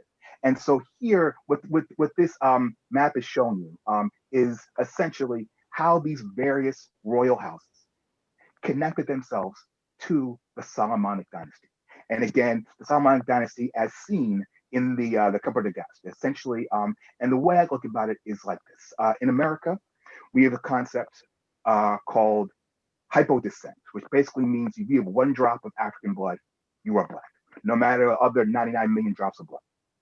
I would like to say, apply this, but call it the reverse one drop rule. Is that if you could have one drop of Solomonic blood, wherever the various other drops are from, you still can be a legitimate leader. For example, Habtamu mentioned Queen Eleni, and he mentioned that she had a Muslim background. That background did not matter as much as her royal dynastic background.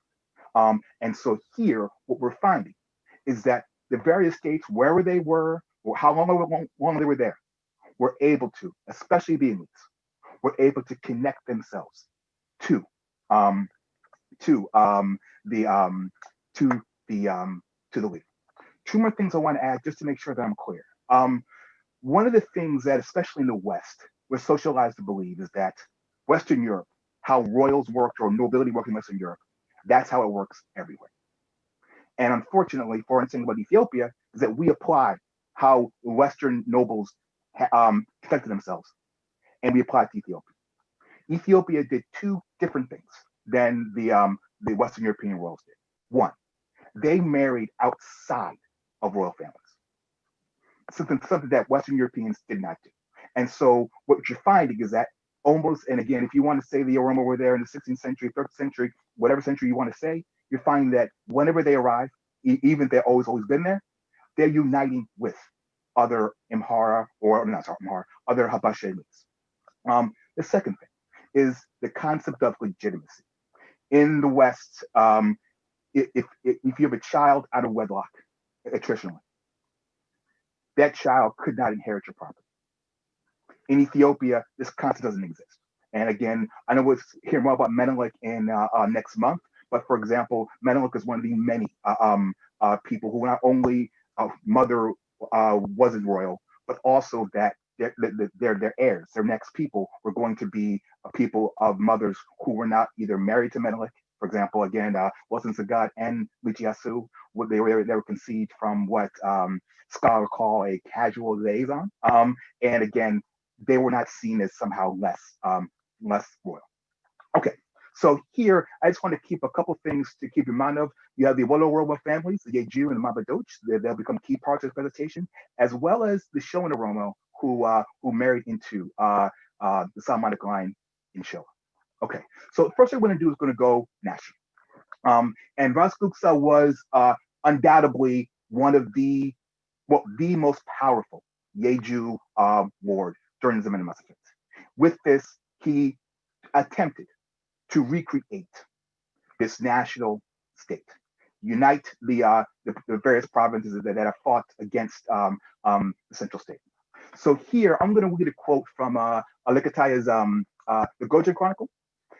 He writes, and at that time, Ras Guksa married off the Amhara and to the G, and here, I'm not going to repeat that word, but Ethiopianists or Ethiopians know what that word that is, and vice versa. For those who aren't, it's a pejorative term for a group of people. He made them interrelated. Christianity was thus combined with the way of life of the G word. Okay, there's a lot to unpack even in these two sentences. First, this national integration wasn't something that happened accidentally. It was a product of a system that wanted to integrate different people together. Two, when he uses the term MR, he's not using it in an ethnic sense. He's using it in a religious sense. How do we know? Because the next line says Christianity was thus combined with the way of life of the Jew word. Third thing, which is really important and often missed, is that they became more like each other, meaning that when you have a group of people becoming Christian, they're having their values, their cultural ideas become intertwined. That's why there's so many examples of words. Dr. Gulema mentioned what does Barara mean in Afan Oromo. There's so many words that have common meanings in Afan Oromo and Amharic. That's not a coincidence. It's because these people have been living around each other for centuries. And so here, Ras Guksa had this ideology, had this system, and he also practiced it. And so here the idea is that he married his daughters to forest provinces of Gambia, of Semaine, and hold on to Semaine and Tigray. And he's doing this because he wants to increase his authority, but also give more people a stake in his state. Meaning that again, if I'm and again this thing continues. So for example, Teodros was mentioned at the end of the last presentation. Raz Gugsa, his nephew Raz Ali, had a daughter and Terabich, and that daughter was married to Teodros II. We'll see what happens to the Simon line in a few slides. So again, here to kind of begin summing up in terms of national, is that there was a concerted national effort to bring the elites. And again, I'm not saying this is going to be something that the world is egalitarian and everything was peaceful. The elites got together in order to oppress the peasants. But again, the idea here is that they transcended religious, ethnic, linguistic lines in doing this process.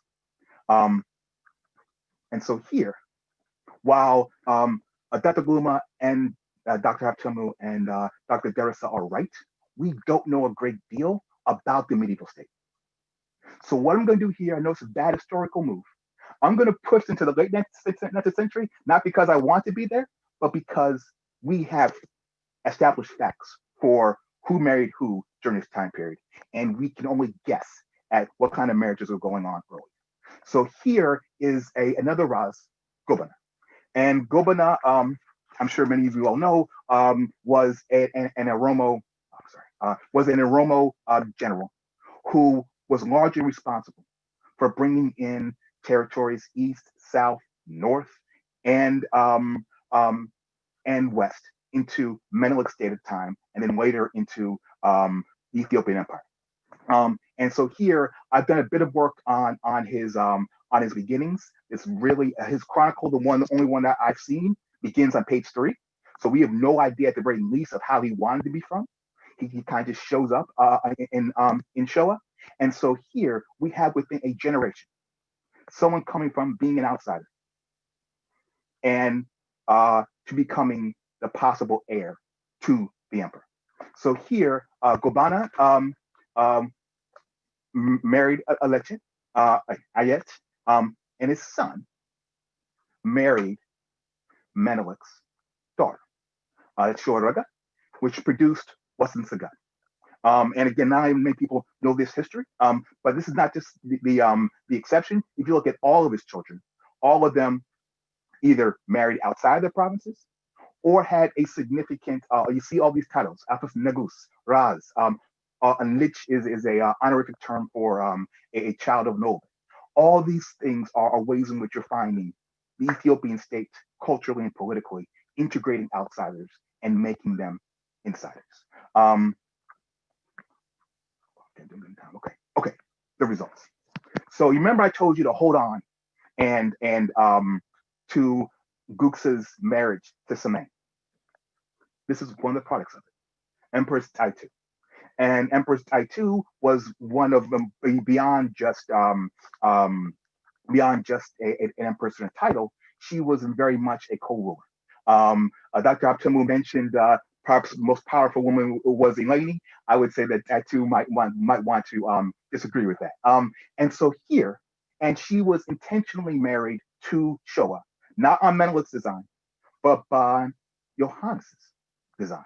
He wanted a quote unquote northern spy to spy on the southern neighbor of Menelik because they were rivals. And so here what I'm saying is that, and again, so, and if you go out there ethnically, it doesn't make any sense because then you got a guy who's trying to marry an Oromo person to a Showan in order to see the north.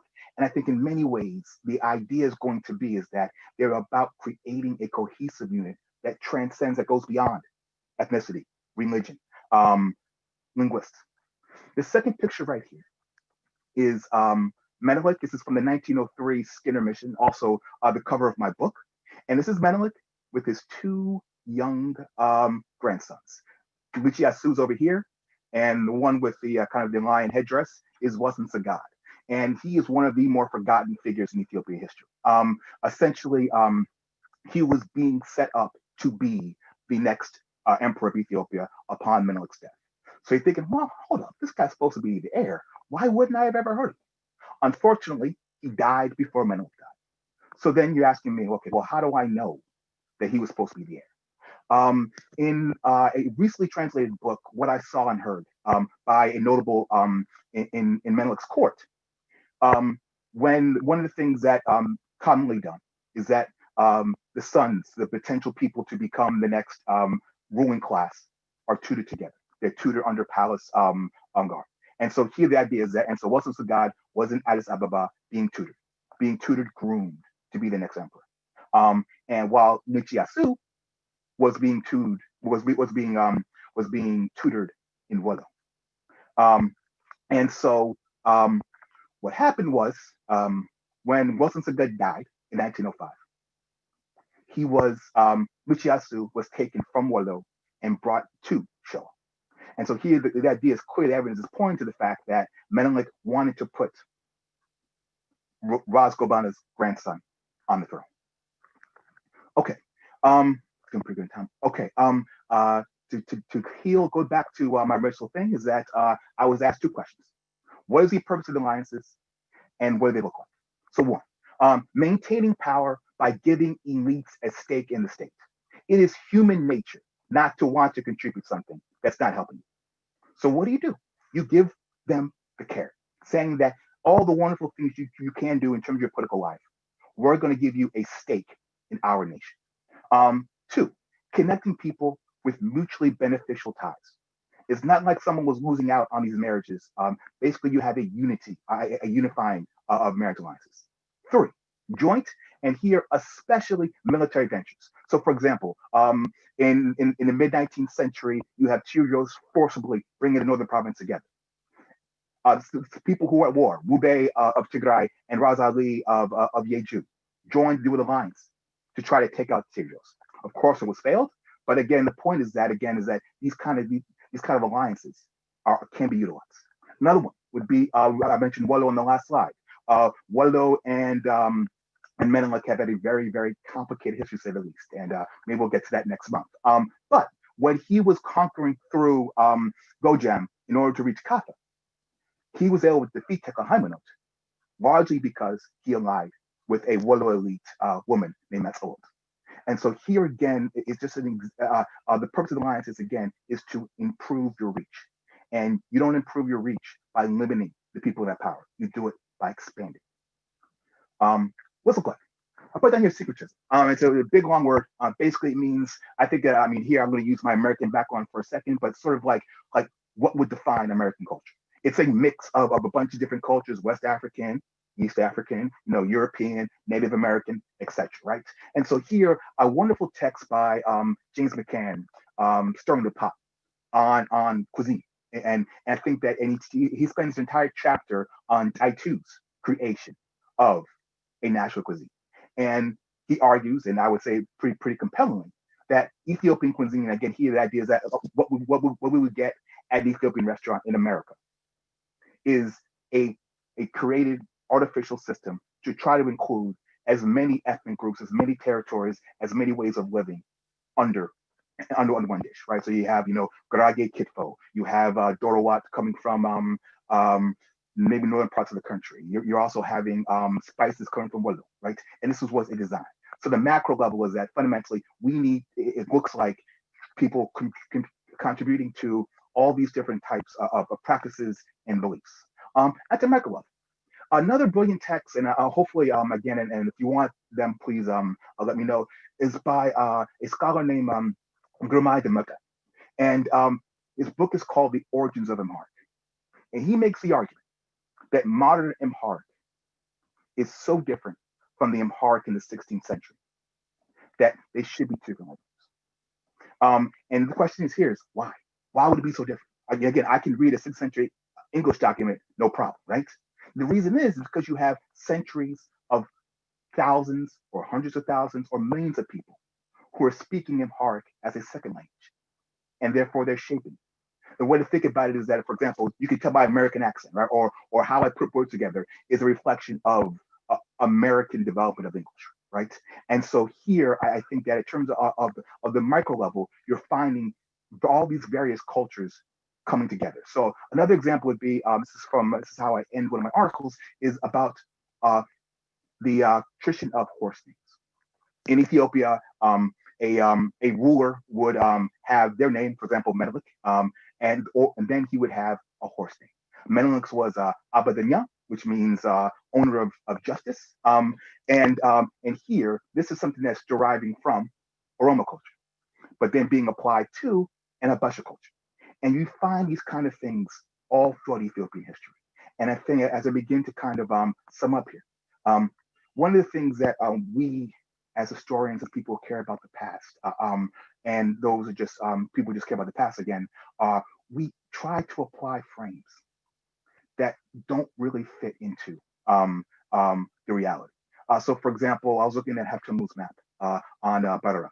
And one of the things that was on there was Beit Amar. And so even here, you have people, Ethiopians today, understanding them, I mean, at that time, understanding themselves as members of a house, as opposed to members of an ethnic group or a religious group. And I think that when we're looking at frames, I think we really need to let the sources speak to us, as opposed for us speaking to the sources. All right. Hopefully I kept in time.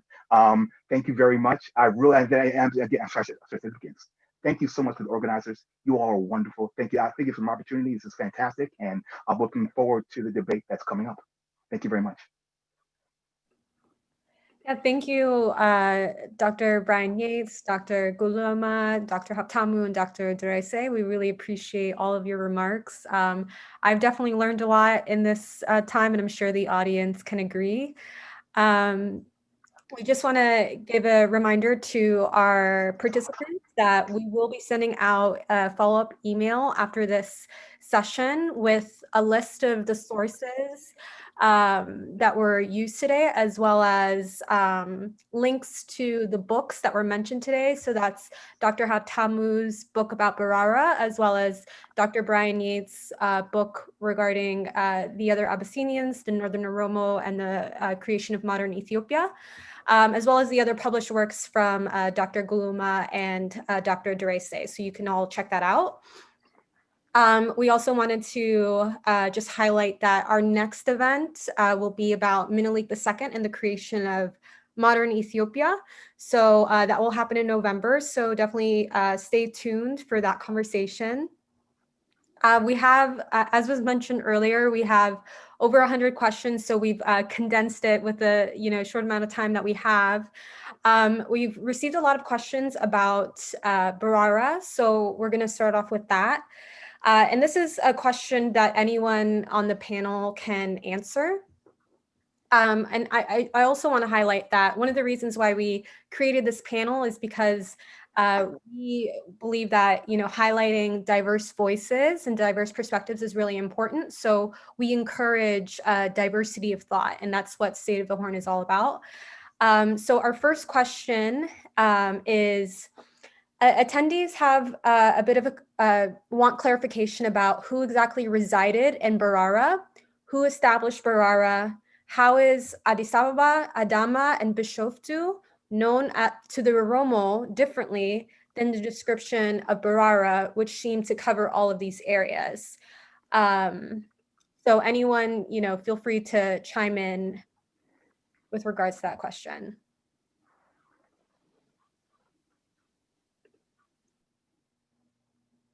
Dr. Gulema, you have to unmute.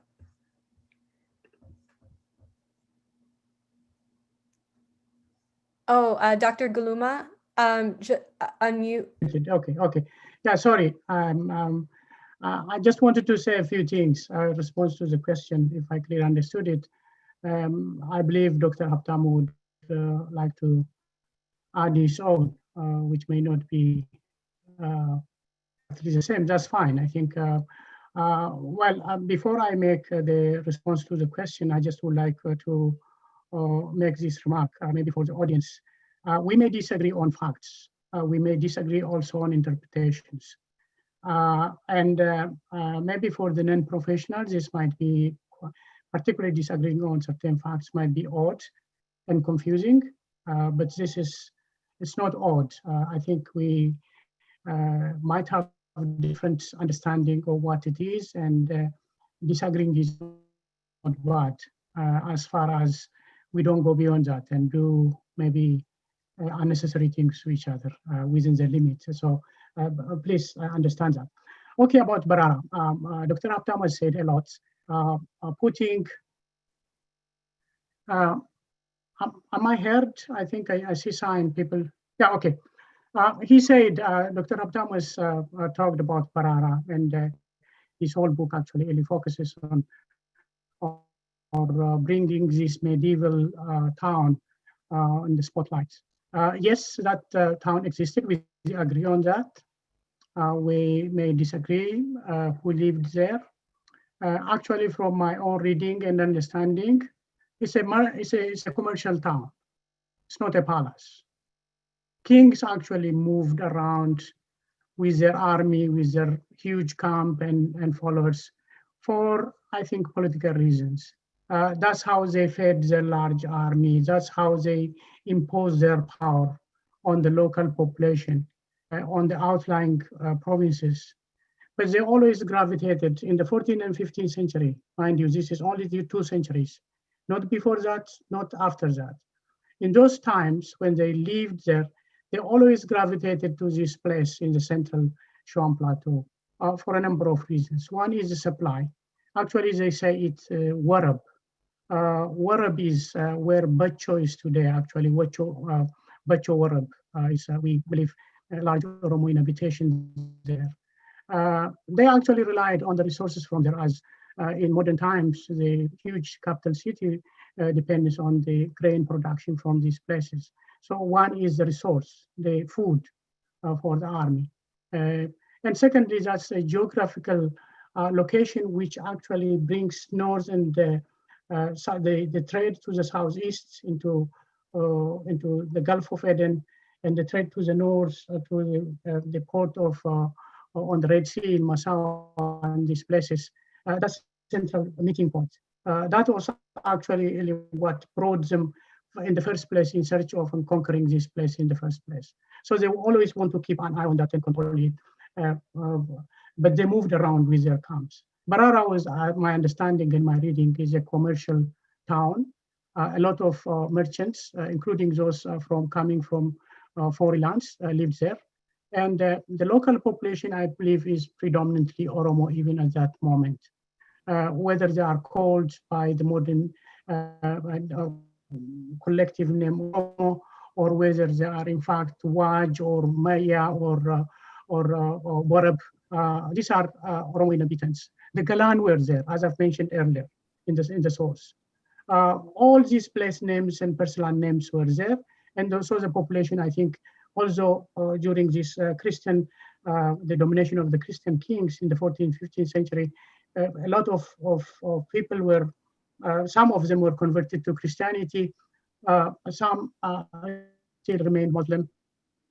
And actually, by the way, one thing the speakers didn't really highlight well in terms of religion, how mixed this place was. It's Christian,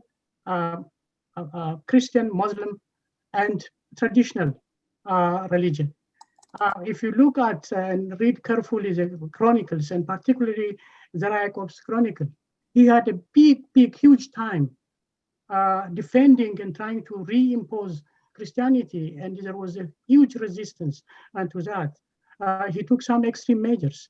At one time, he had to, in fact, even execute his own relatives who he suspected were being influenced by this non-Christian influences. So the non-Christians were not totally removed from the place. They were there. There were a lot of resistance to retain the religion, while still some accepted Christianity.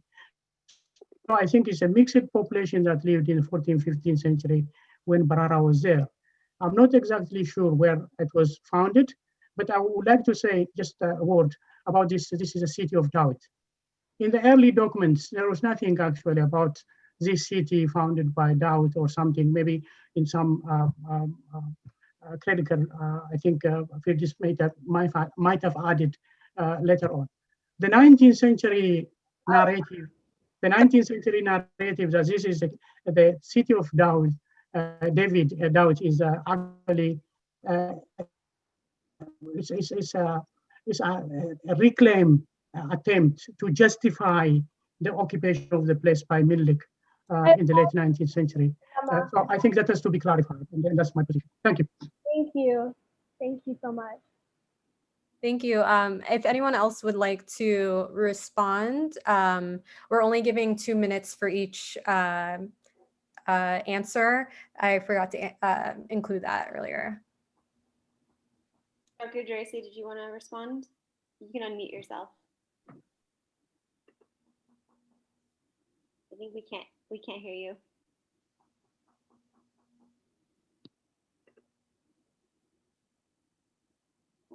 There we go. Okay. Can I speak, please? Thank you very much. You know, this question of Barara is a very, very long history, and it's more. You know, there is a big debate, and the problem is still it's not resolved. Now it is. I know, unfortunately, it is politicized, and you know the side of Dr. Gulema Gameda-san, it's amazing. You know, still, you know, we are politicizing history. That's he came up with a very good notion of, you know, history, but you know, history is only, for me, it is integration and interaction between peoples and this environment, and that when you can understand it, you know, this way, because people are moving for economic, political, any reason, and so you know, I don't know why we are the history of Oromo is, you know, stuck in the hammering also on the politics of origin. It's not, no, it's more than origin. Thank you, Dr. Brian, what he came up with, you know, the idea of interaction and integration. If you get out of the politics, we can easily understand history of Ethiopia. I believe that. And the question of Barara is still, you know, now we hear Habtamu is writing a good book, but it is still based on the external sources. And there is no any source that, you know, give you a very important, there is no, in the chronicles, you don't have any evidence of Barara. There is no Barara, you know, in the primary sources of the chronicle. You can go right throughout all the Beda Mariam or Zara Yacob or, you know, Skinder or the other royal sources, and all the royal sources he gives you the, you know, the semi, we call it semi capital, you know, they move, they have to move. This is one of the system of political administration in the medieval period, you know. If you know about 30 and 40,000 people are moving from place to place with the king, and with a very good organization. So if you see the explanation, you know, the accounts of Barara from the outsiders and the travelers, and you know, it's, you know, we should see what is the internal sources we're saying, and the internal sources, you know, anytime it was not mentioned, and we need to be careful. I don't like, you know, things are politicized, and around Addis Ababa, around this all for me, it's not supportive for historical analysis or historical interpretation. Addis Ababa, around Addis Ababa, you have many royal courts. You have in today also there are ruins, Managesha, Ntoto. You have in the, you know, the Theodros in Adama, near Adama, near Debre Zeit. You have in if you go to Chefe Donsa, you have also royal court with a very good royal churches, which were well networked, one to another. You can read my PhD thesis. I wrote on the history of the Katama. You know, I wrote the Katama of the medieval period. So thank you, Dr. Deresa. Okay, thank you so much. Thank you. This will be our last. Dr. Haptamu will be the last person to answer this question. And Dr. Haptamu, you have 2 minutes. You're on.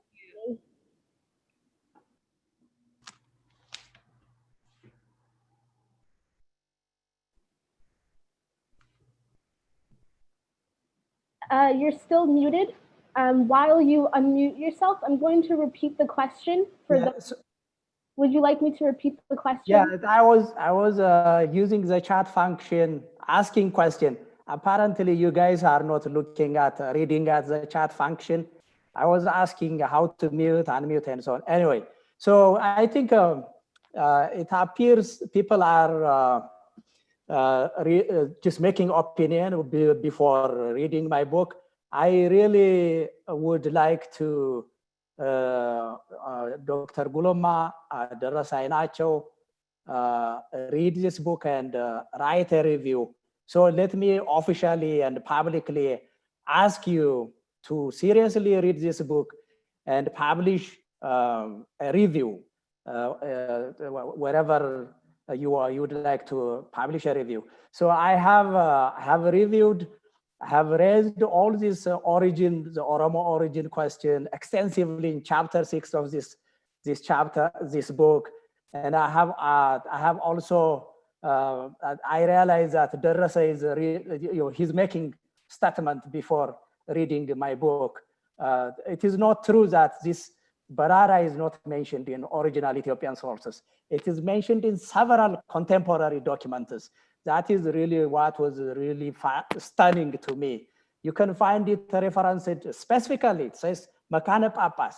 Even religious synods were held. Important religious synods were held, convened in Barara. Tons of sources mention Barara as a royal, not only as a royal capital, but as episcopal capital. I can mention tons, but that would be going through an entire book. I have written a book, language study, just one example. And I think it will be incredibly a disservice and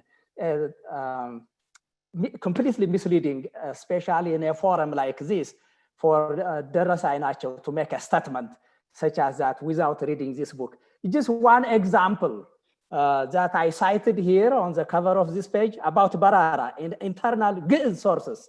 It says, "Wabazhu have a papas whenever the Kamala Akom Nugus or Guru Gubai by Iti Hager, Makada papas and Tatsam Barara," which means they held a religious synod in the episcopal seat called Barara.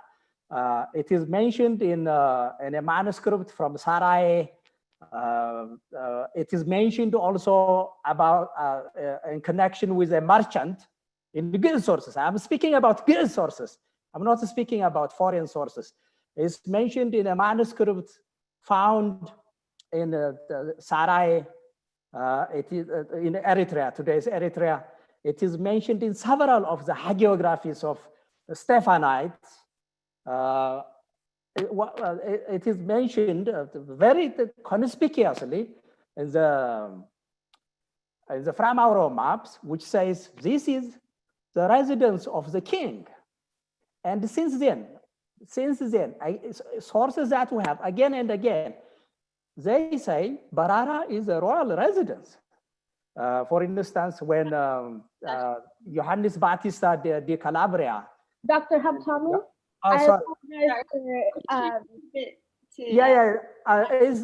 so I appeal these irresponsible statements. They are misrepresenting. They help confuse people. I'm not interested in engaging debates which are based on really opinion without first reading. And by the way, itinerant kingship is common in medieval Europe too. Itinerant kingship, the royal courts are moving, but it doesn't necessarily mean that the kings in the Middle Ages, either in Europe or in Ethiopia, have no permanent seats. Sources, both foreign and internal sources, without exception, throughout the 15th and 16th century, say Barara is a royal capital. And regarding who resides there, I did not find a single source, authentic, credible source in medieval Ethiopia. And this is a period very well documented, which shows that the Oromo existed. And finally, let me say this. Barara, as I was trying to say, was really a multiracial and multicultural space. Foreigners lived there, Christians lived there, Muslims lived there, whites, blacks, Asians, Africans, and so on. So it was a multiracial, multi-ethnic space. Thank you so much, Dr. Haptamu. I'm going to say one thing. Thank you so much, Dr. Haptamu, and everyone else who contributed. So as mentioned before, I believe in our Menelik II slide, we've hosted these host these seminars as more so knowledge sharing platforms. And so inviting people who have different perspectives, because that's something that we feel like, you know, in the diaspora, we need to do more of, is like bringing different perspectives to the center, and for each one of us to come to our own conclusions. But we're not framing these discussions as debates, and we're being really intentional about that. And I forgot to mention that beforehand. This is more so of a knowledge sharing platform and information sharing platform for us to have a critical dialogue about our history. So I hope, you know, everyone kind of takes away a lot from that. Like we just want to hear different perspectives, and we welcome that. We welcome challenging each other's perspectives, but this is not designed as a debate. And just Salam is going to lead us into another section on women in medieval history and the role of women in the establishment of pre-modern history. Just before we get into that, I'm going to let the speakers know when your responses should be directed to the question, not to each other. So please direct your responses not to the other speakers, but to the question itself. Thanks, Kia. So the next question that we have is, like you said, about the role of women. So what was the status of women during the medieval period, both within the northern part of Ethiopia as well as the southern kingdoms? What role did they play politically, socially, economically? And this is for anyone that would like to answer. I'm going to give it to Dr. Yates first. Okay. Yes. Okay, and I'll be as succinct as possible. Wendy Belcher did a wonderful text about Lolita Petros, who was a 17th century nun, and she makes the argument that elite women have a central role in the state, in the sense that, as I mentioned with Ras Guksa, he married off his daughters to other elites. This has gone on for a very, very long time, and so because of it, usually what happened would be the elite woman would marry a man below her station, but she would have power over him. And so I would say that, and here in terms of looking at it, comparing to Western Europe, I would argue that Ethiopian, especially the elite women, had a greater role in the medieval states than Europeans women. Yeah, that's my short answer. Hopefully short enough. That's great. Thank you. Did any of the other speakers want to add on to that? Okay, great. Oh, Habtamu, yes. Please unmute. Oh, you need to unmute yourself. There you go. Yeah, this is really very important. I study land documents, and what is one of the beauties, I think, in Ethiopian history, when it comes to gender issues, is the place that women had in Ethiopian society. Women could own land, they inherited land. Women could be saints, women could be even soldiers. In some of the documents that I study, families such as the family of Dejazmach Hailu Shete, he made his daughter, Wezero Mirzit, leader, alaka of the family, and the primary inheritor over and against his two sons. This is just one example. So Ethiopian women could be leaders, they could be queen of kings, they could inherit property, they could be even soldiers, like I said. And in this will, in this bequeathal document, the father, which is the Dejazmach Hailu, says, he says that she owns 2/3 of the family land, and her the occupational the obligation is to go on a campaign when she is required. So this is absolutely fantastic. So I would say that Ethiopian women had really a very they were active in society. Yeah, generally as a whole, it is true that women had they were I can't say this word. They're subordinate to men. But I think we should also recognize it differs from which class women belong to. Upper class women, even ordinary women, had really a lot of power. They could have a lot of power and right, such as owning the property. Thank you, Dr. Haptamu. So for the next question, this is for Dr. Gameda, and let's try to keep it short as possible. I know these are complex topics, but this question is, when did Oromo become a national identity?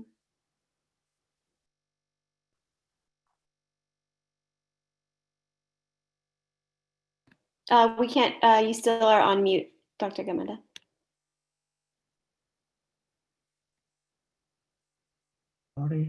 Sorry, yes. The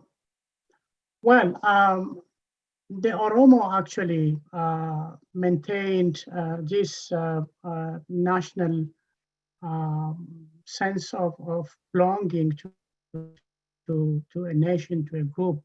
And of course, over time, like any other society, as the population grew and different groups occupied different territories,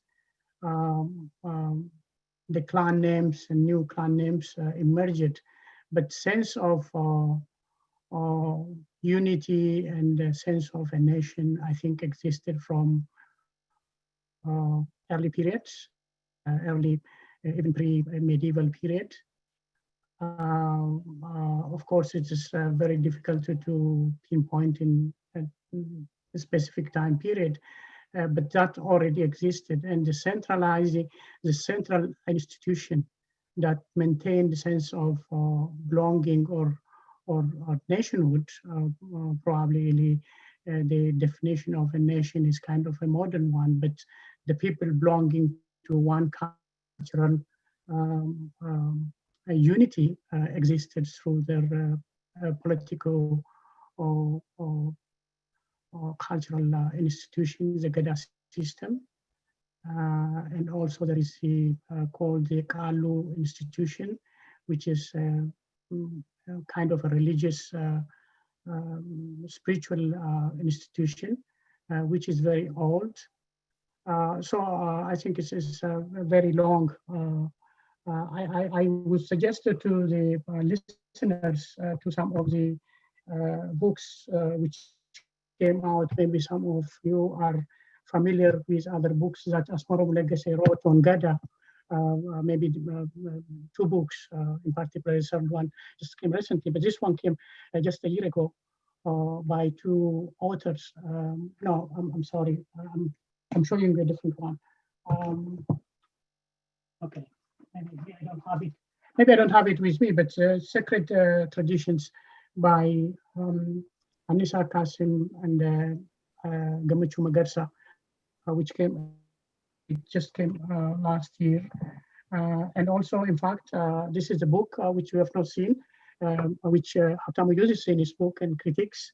I suggest to the readers to also, if you have not ready to read, is by Muhammad Hassan, the Oromo in the Christian Kingdom, from 1300 to 1700.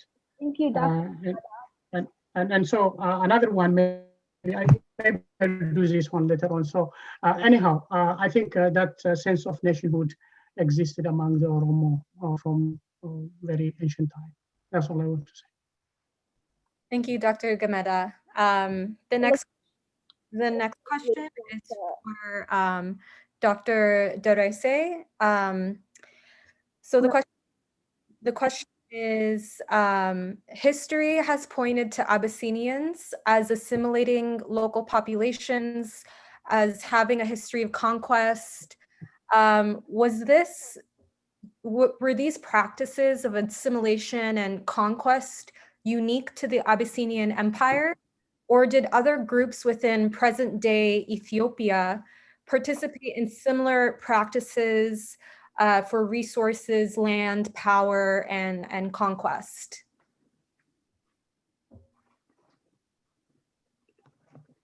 If you can unmute, Dr. Deresa.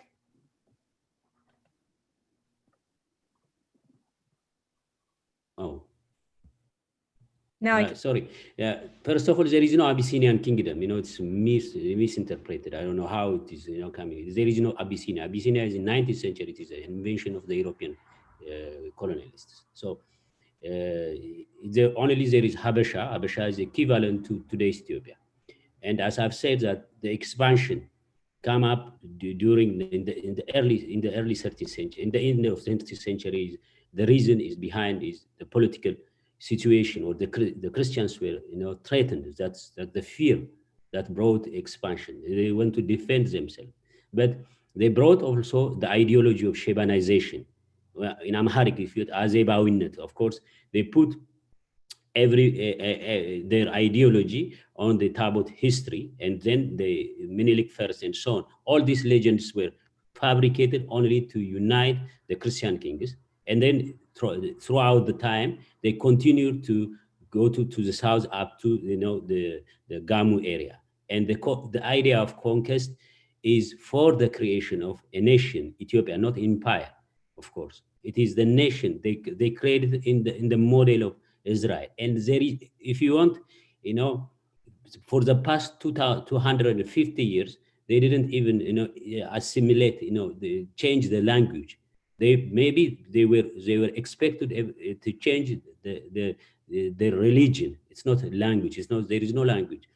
In the past 15 years of the Oromo expansion, many languages was changed completely. But if you see from the north for more than two and a half a century, there was no change. And when you say conquest, is simply in their idea, the two sides of the Sultanate of Muslim Sultanate and the Christian were fighting to create either the Habesha kingdom or the Ethiopian kingdom. The Christians were calling their religion, their kingdom, say Ethiopia, and the others were saying that the Muslims were saying that Habesh. And the vision was clear, and their idea was clear, and it is the uniting the Horn of Africa, but into in a different language. And we know that in the end of the 16th century, you see many multi-ethnic society where interconnected through religion or through trade or through royal court interconnection and through the military regiments. And never the language of Hadiya never changed. If you want, the Queen Eleni Muhammad came up from the Hadiya. This never changed their language. They were not forced to change the language, and they were expected to be in the interconnection because of because they planned that the Shebanization concept is their idea, putting all into one, a promised land of, they call it Ethiopia. So into the promised land, you are not obliged to change your language. And it's a cosmic thinking, if you want. All religions are all to one religion, but different ethnic societies, ethnic people in ethnic language. Just it is a cosmic idea of the Israel paradigm. Thank you, Dr. Deresa, for your remarks. The next question will be for Dr. Yates. And the question is, how do we conduct research when many topics become easily politicized? So how can we know and understand our history when it appears that today there is a lot of politicizing of our history? How can we decipher between fact and non-fact? Really interesting question, and something that's really timely, just because people are talking to me in the chat, and I'm going back and forth here, and they're asking similar questions. So I would say here, one of the things that we have to remember is that even though we're talking about the 16th century, 14th century, 12th century, whatever, the reason why we're asking these questions are 2020 reasons. And so when someone asked Dr. Gulema, did the Oromo have a nation, or when did the Oromo become a nation, right? It's not, it's because it's important now to establish an ancient view of the Oromo. Also, one of the things that Dr. Deresa said was about Abyssinia not really existing, or about it being Ethiopia or the country of Habasha. Again, these are all 2020 interesting questions. So to answer, to really give you a direct answer, I would say staying to the sources. And it is my own personal story. I wrote an ethnic dissertation. It's a similar subject area, but I was sitting there trying to find where these Oromo are and argue for them being part of the Ethiopia state. And literally, I went through hard documents, British documents, French documents, and the only people understanding Oromo as Oromo are the outsiders. If you look at the insiders in terms of Ethiopians themselves, they rarely, if ever, use these kind of ethnic terms. So for me, so then I finally, I'm a little hard-headed, so I finally woke up and said, you know what? I need to write a cultural book. It's not about following of an ethnic group. It's about a culture that represents a nation. And Habesha culture is dynamic, always changing. You're finding Oromo influence, Amhara influence, Tegegne influences, even foreign influences are going in it every single day. And lastly, I would say, be careful with this not changing part. Human beings always change. We're constantly changing every single day. Language, etc., what we wear. And so I would say here, history is studying change over time, not studying continuity over time. So then lastly, I'll end myself right here. I feel like Joe Biden during the debate. I'll end myself right here. I'm gonna say again is that by staying true to the sources and then also being mindful of your own individual hangups, where I'm a Black American and I have certain connotations. I wanted to write a positive African story. And so because of that, I may want to minimize the negative elements of Ethiopia's history. You have to be mindful of it. And then also in terms of, and when conflicts come about, go to the sources. If someone disagrees, tell them where did you disagree? Where are you pulling this claim from? Dr. Habtamu mentioned, I don't want to deal with opinions. And I think that here, in a sense, he's right. Historians debate evidence. And so if it says X in this document, there we go. We can debate that, And so that would say here, to answer your question, it's hard to deal with the mindfulness. I do my work at Oromo Studies conferences, African Studies conferences, and generally discussion becomes this conflict. People talking over each other, and it's really hard to find that balance, especially in Ethiopia, where the other African countries have much more professional, collegial debates. And in Ethiopia, it is really difficult to do. Hopefully I gave you an answer. I'm not sure if I did, but yeah, I'm trying to. Yeah, but thank you.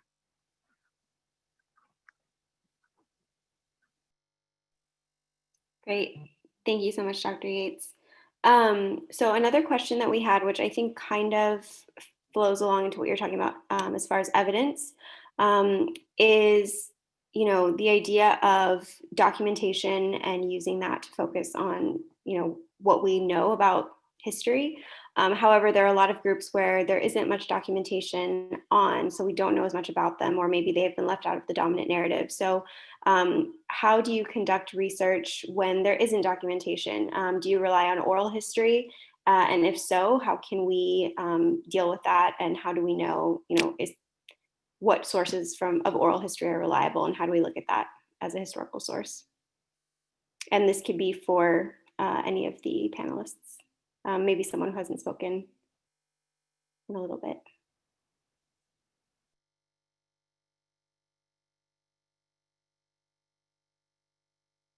Dr. Habtamu, please, yes. I think Dr. Gulema talked about source and methodology. I was expecting he will respond to this question, but I can respond to that too. Yeah, I think historians have become incredibly creative over the years in documenting and reconstructing the past. Yeah, the people, those of you guys who are not trained into the profession probably know only written record and oral sources. But all kinds of sources are being used. Linguistic sources, for instance, historical linguistics. Even DNA is being used to study history. For instance, I can point to one fascinating example. I have a friend and a colleague who works in a very ambitious multi-million-dollar pound project launched by Cambridge. I think it's Cambridge University Genetic Anthropology. What they do is they collect DNA samples from people in Ethiopia, Yemen, and Israel, and they're trying to see the movement, the historic movement of people, Semitic people, Cushitic, whatever people in Ethiopia in the past. So the outcome, I think I'm suspicious. Yeah, some of the methodology it could be really very wild, but the conclusions that they draw is really fascinating to me.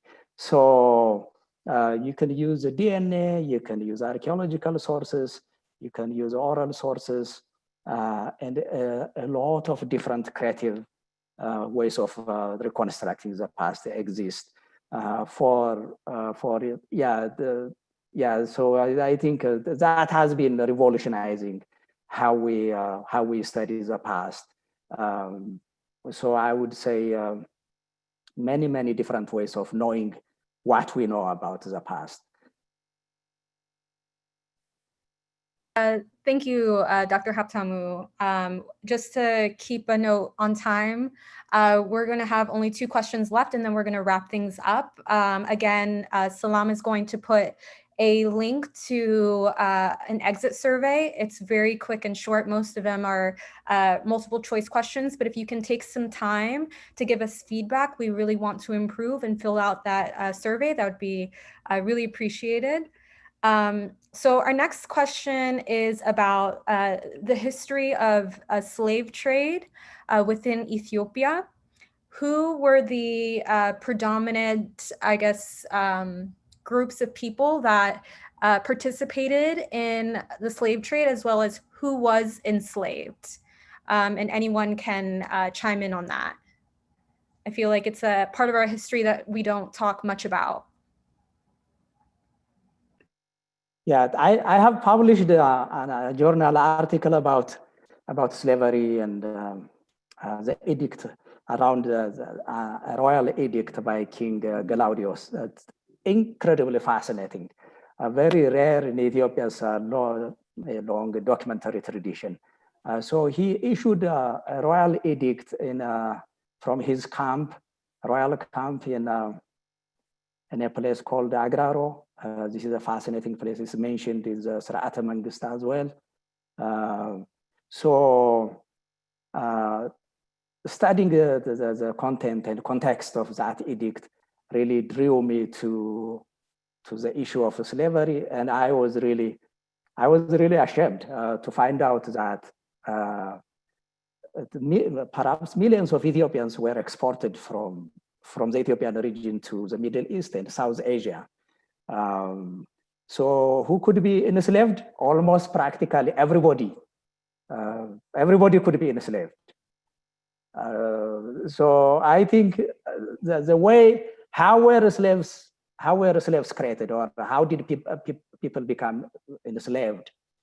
And the most common, the most prevalent way of enslaving people was really violence, war. So prisoners of war. If you lose war and it sucks to be a loser, then you end up being a slave. So you can be sold. So many Ethiopians, tens of thousands perhaps, were enslaved during Ahmed Grany's jihad. By the way, the main chronicle of Ahmed Grany, the chronicle of the campaign, was written by Yemeni, but it was preserved not by Arabs, not by Ethiopians, but by a noble person in South Asia of Ethiopian descent, a former slave, who ended up becoming a noble person. So I would say, but the Ethiopian, having said that, yeah, everybody potentially become enslaved. If you lose war in particular, that's what you would end up becoming. But I think the Ethiopian state provides a measure of protection to Christians. It's a lot more easy to be enslaved if you're not Christian and if you're not Muslim. Usually, in law, in legal theory, it says all men are born free, but people become slaves to others because of the consequence of war, through the strength of the horse. That is how the Fatanagist, the law of the Ethiopian law, put it. So by natural law, everybody is born free and equal, but by man-made law and by the strength of war, the horse, according to the Fatanagist, you end up being enslaved. But as, like I said, if you're a Christian person, if you're under Ethiopia, the Ethiopian king, you're not supposed to be legally, you're free from enslavement. Free-born Christians were off limit, but if you're a pagan person, you can be enslaved. And if you're born a Christian slave, or I mean, if you're born into slavery and if you're Christian, you still cannot be sold. You remain a Muslim, I mean, a slave, but you cannot be sold according to Ethiopian law. So that's how it is. It is like you said. I agree. This is one of the topics which is almost a taboo that we Ethiopians have not been talking, and is overdue. It's much overdue. It's time at least to start the conversation about slavery, and like you said, come to terms with our past. Yeah, maybe I was muted and I was trying to say something on the previous question, but maybe I may add something to this one as well.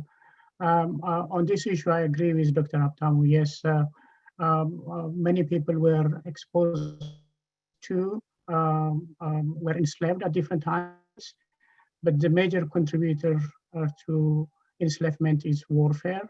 And the rulers, whenever they went around and attacked, or maybe people were previously free, or people who rebelled against their power, they were turned most of the captives into enslavement.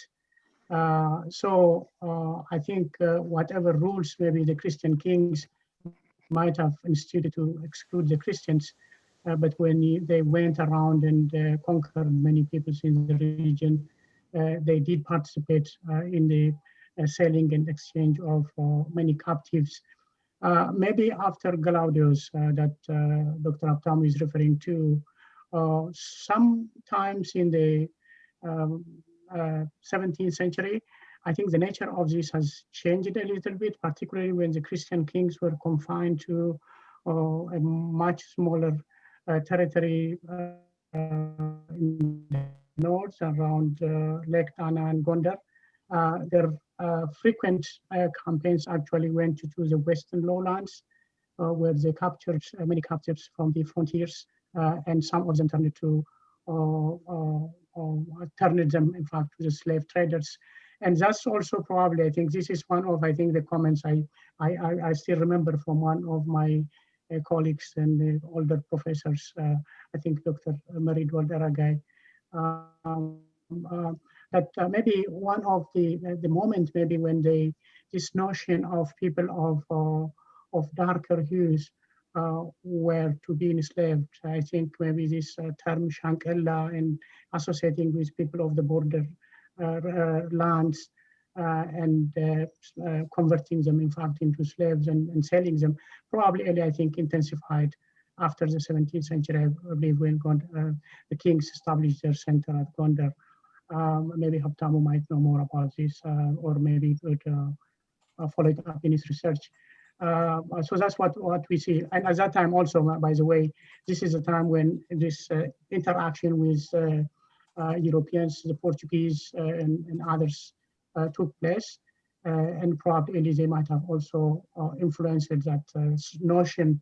They have already started this Atlantic slave trade by the time where they have applied the racial, the African origin of slaves maybe I don't know, some idea might have trickled into the Ethiopian elite thinking. But anyhow, slavery is very old, as Habtamu said, Dr. Habtamu said, many people were sold from the region to the Middle East, to India, and some even reached Europe, particularly in the 19th century.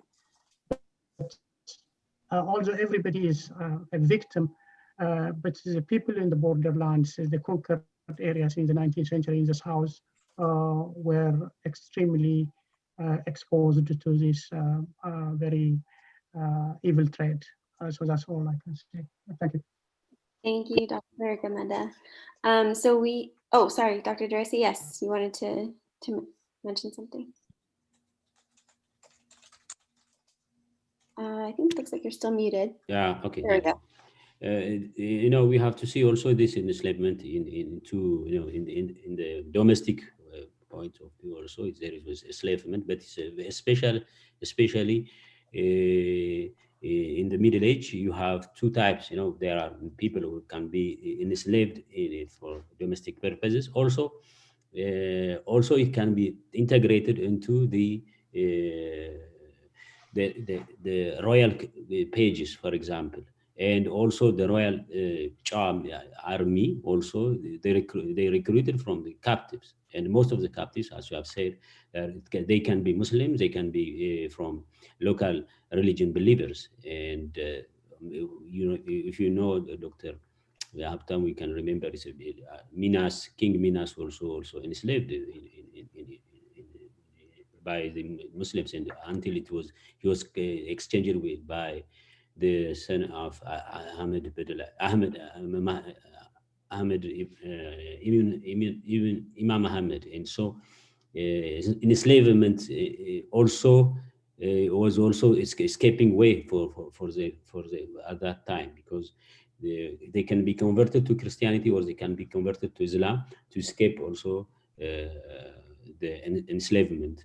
And most of the, if you see, and there is a very good PhD thesis now, which is working in our center, and she's working now on the unique of Ethiopian unique in Mamluk dynasties at the time, and they were a key people in the administration, in the internal administration of the Mamluk period, and most of them were Christians. Thank you. So one last question, and then we will end things. So this question, I think, should be for everyone, but maybe Dr. Yates, you can start. Are there examples of power sharing or alliances that promoted peace in the region that we could learn from today?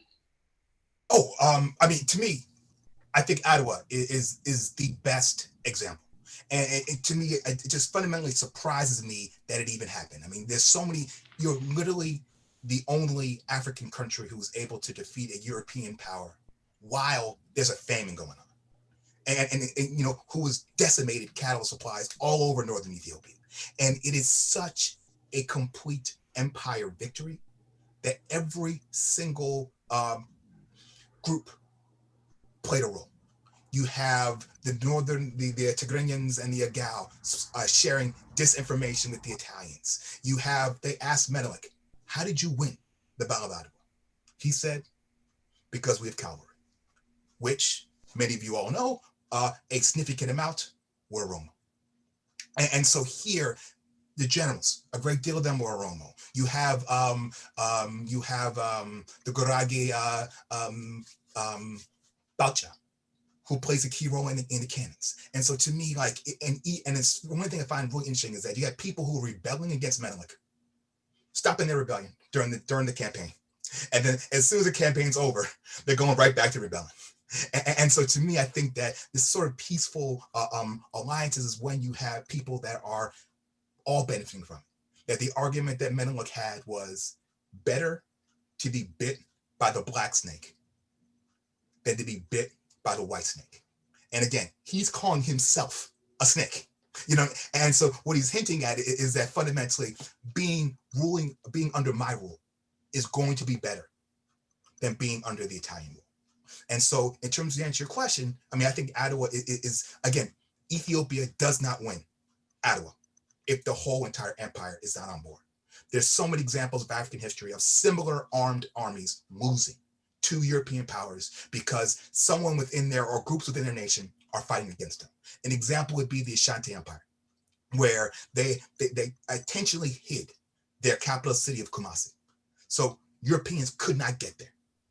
What the British did was they got the Ga and the Ewe people at the coast to ally with them, and guess who told them how to get to Kumasi? The Ga and the Ewe. In the Ethiopian case, the Tegegnans, the phrase was that he was that every quote unquote spy the Italians thought they had was actually a double agent for Menelik. And in military strategy, one of the ways that you find is that actually they were able to defeat the Italians more easily because the Italians did not know geography and they were misinformed by their quote unquote Tegregnan allies. And so here the answer would be, again, Addis is such a great example of what Ethiopian unity can accomplish. Thank you.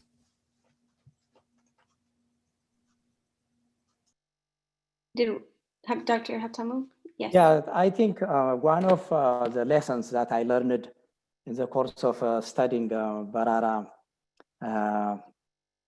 how willing and open Ethiopian kings were really to trust the systems of administration that they were able to create, a system of administration that honors and promotes and recognizes talent rather than religion, rather than identity.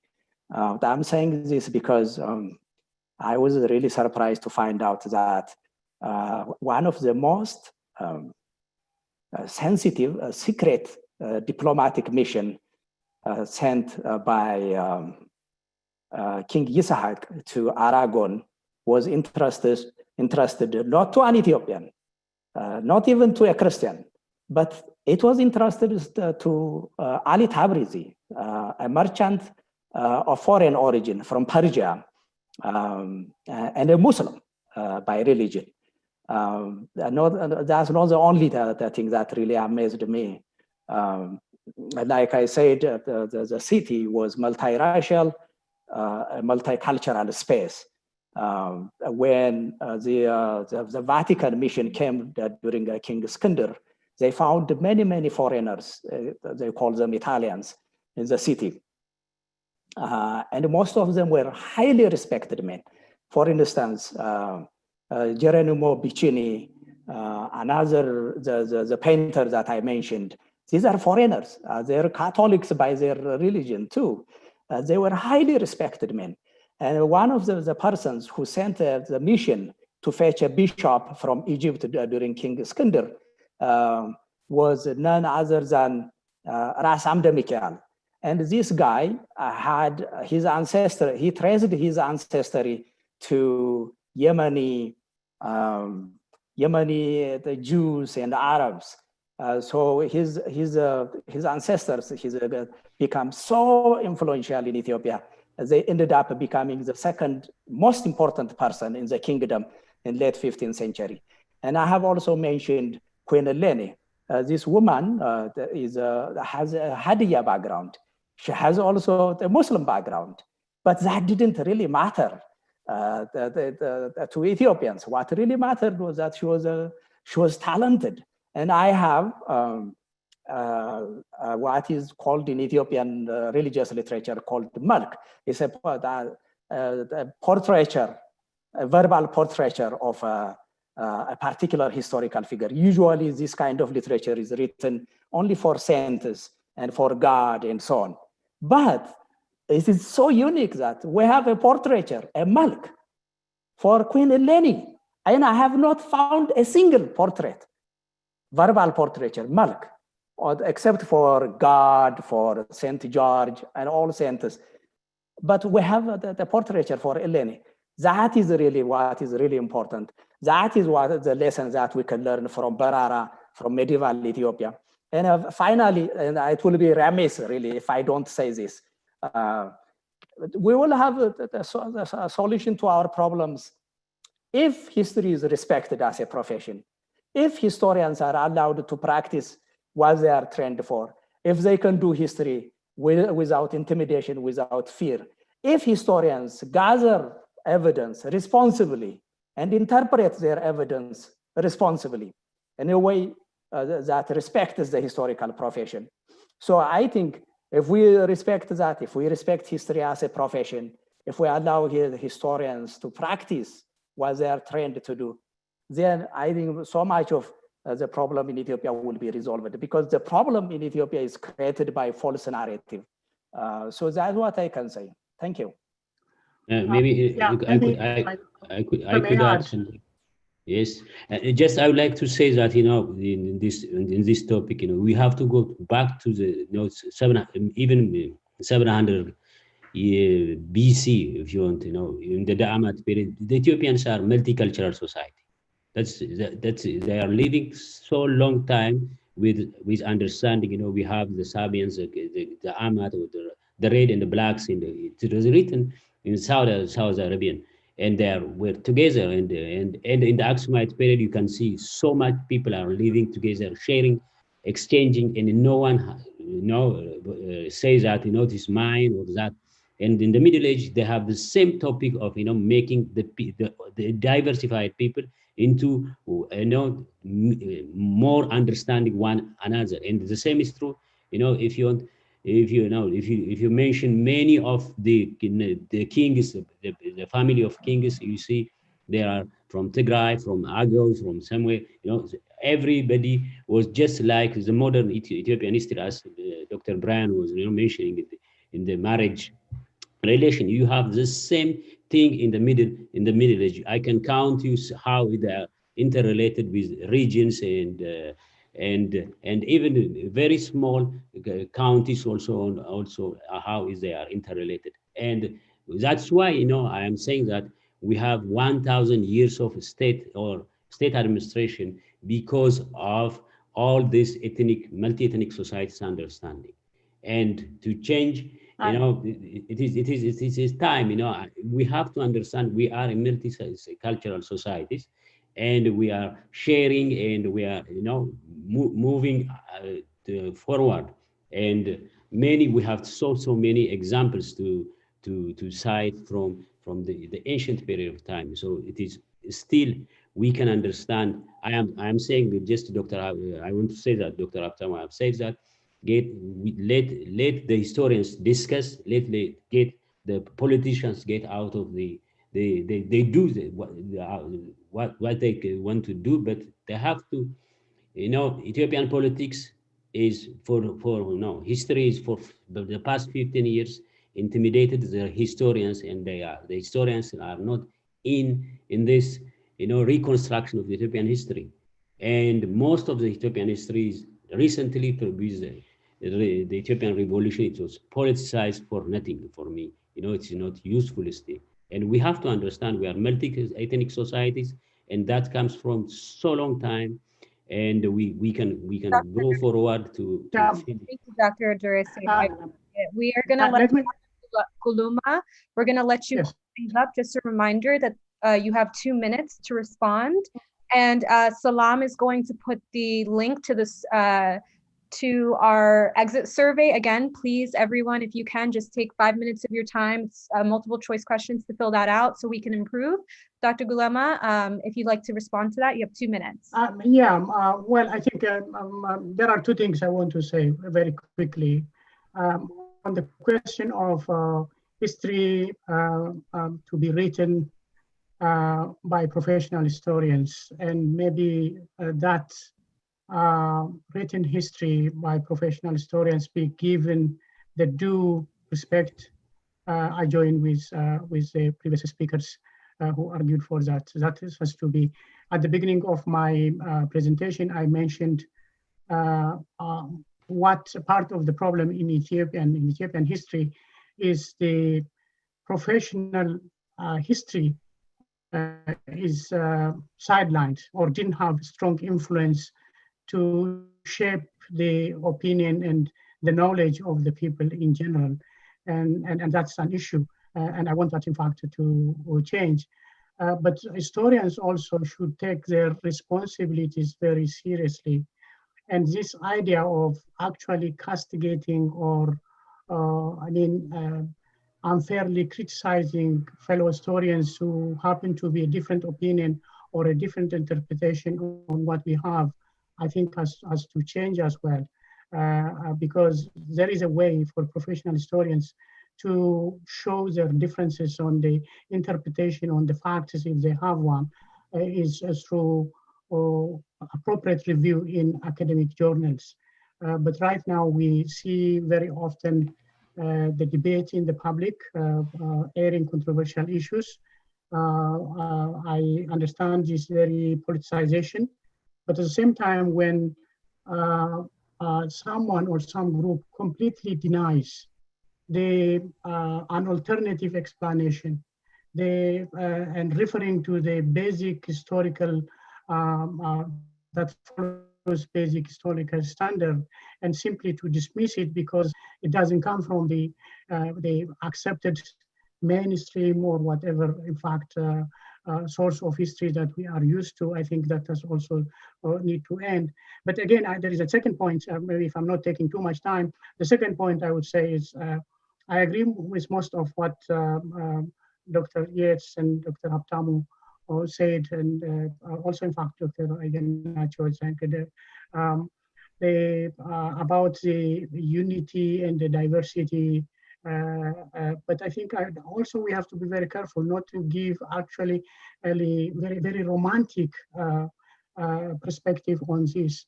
Yes, Adwa is one event when many people participated from all backgrounds. But don't forget also, when I say, and other historians say, those people who were at Adwa carrying the provisions, and doing a number of very essential for a military campaign, were people who were actually nursing their wounds from the previous conflicts and the previous conquests that Melik himself have imposed on them. I look at Walaita, 2 years before Adwa. What happened to them? The history is very clear; it's out there, written. And but the king, the Walaita king, was actually not there. He was told to return back, but he sent ordered to provide provision for the rest of the soldiers. Yet, of course, they participated. But the Tigrians, Ras Mengesha, participating in that. Earlier, he courted the Italians.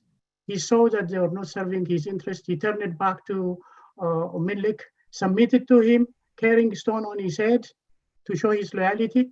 That was a practice in the by the Ethiopian kings, and fought with him on Adwa. But 2 years later, he was a rebel again. Why? Because Melik didn't treat him the way he was supposed to be treated. And the way he turned it from the Italians, again, he turned it from Melik and rebelled 2 years later. So these facts are there. Let's not just simply romanticize the diversity and the different opinions. And kings were also, I think, yes, they were open to marriage and bringing many people and many people of talent. But it's only as far as they served their interests. And even if someone has a talent, he could go to jail or could be killed.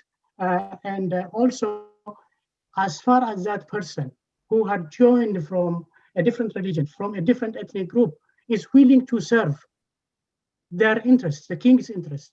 Dr. And let me say it and then finish, and I'll close, sorry. Always the ultimate goal is to assimilate, to make that person and his family and his relative to accept the religion of the king and the language of the king, and all these coercions were there. Let's not forget that. Let's not actually be too romantic about this, and let's talk openly and understand each other and respect professional historical writing and build around that, I think, a common understanding, rather than, I think, going out and accusing or characterizing someone doing this term. I don't really like. It's direct. I think it means narrative, but not in a positive sense. or as invented history if someone does something or writes something which is different from what I'm doing. And if that stops, if we base our opinions and our understanding on books written by historical professional historians, meeting professional standards, that's fine. We all are for it, but let's not romanticize some of the issues a little bit and be understanding. Thank you. Thank Sorry. you, Dr. Gulema. Thank you again, Dr. Brian, Dr. Deresa, Dr. Haptamu. We're very appreciative of your remarks today. We learned a lot and getting to hear like a very wide array of perspectives, which is so valuable to us because there are so many layers to our history. I just wanted to, again, remind everyone to please fill out our survey. It's very quick. Salam has put it into the chat. Also, we'll be sending out follow-up emails regarding the published works of our guest speakers today, so you can check it out. The published works of Dr. Deresa, Dr. Gulema, as well as Dr. Habtamu's book, Barara, as well as Dr. Brian Yates' book, The Other Abyssinians, the Northern Oromo, and the Creation of Modern Ethiopia. So we encourage you all to check it out. Our next event will be on November 1st, so stay tuned.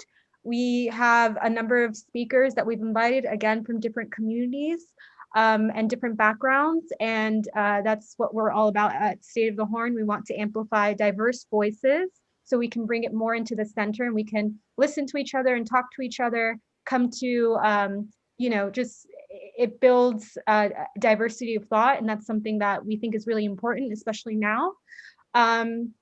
So if there's anything else that Hannah, Salam, or Kia want to add, again, we want to thank you all for sticking around for such a long time. We appreciate our guest speakers and all of the great questions that we've received.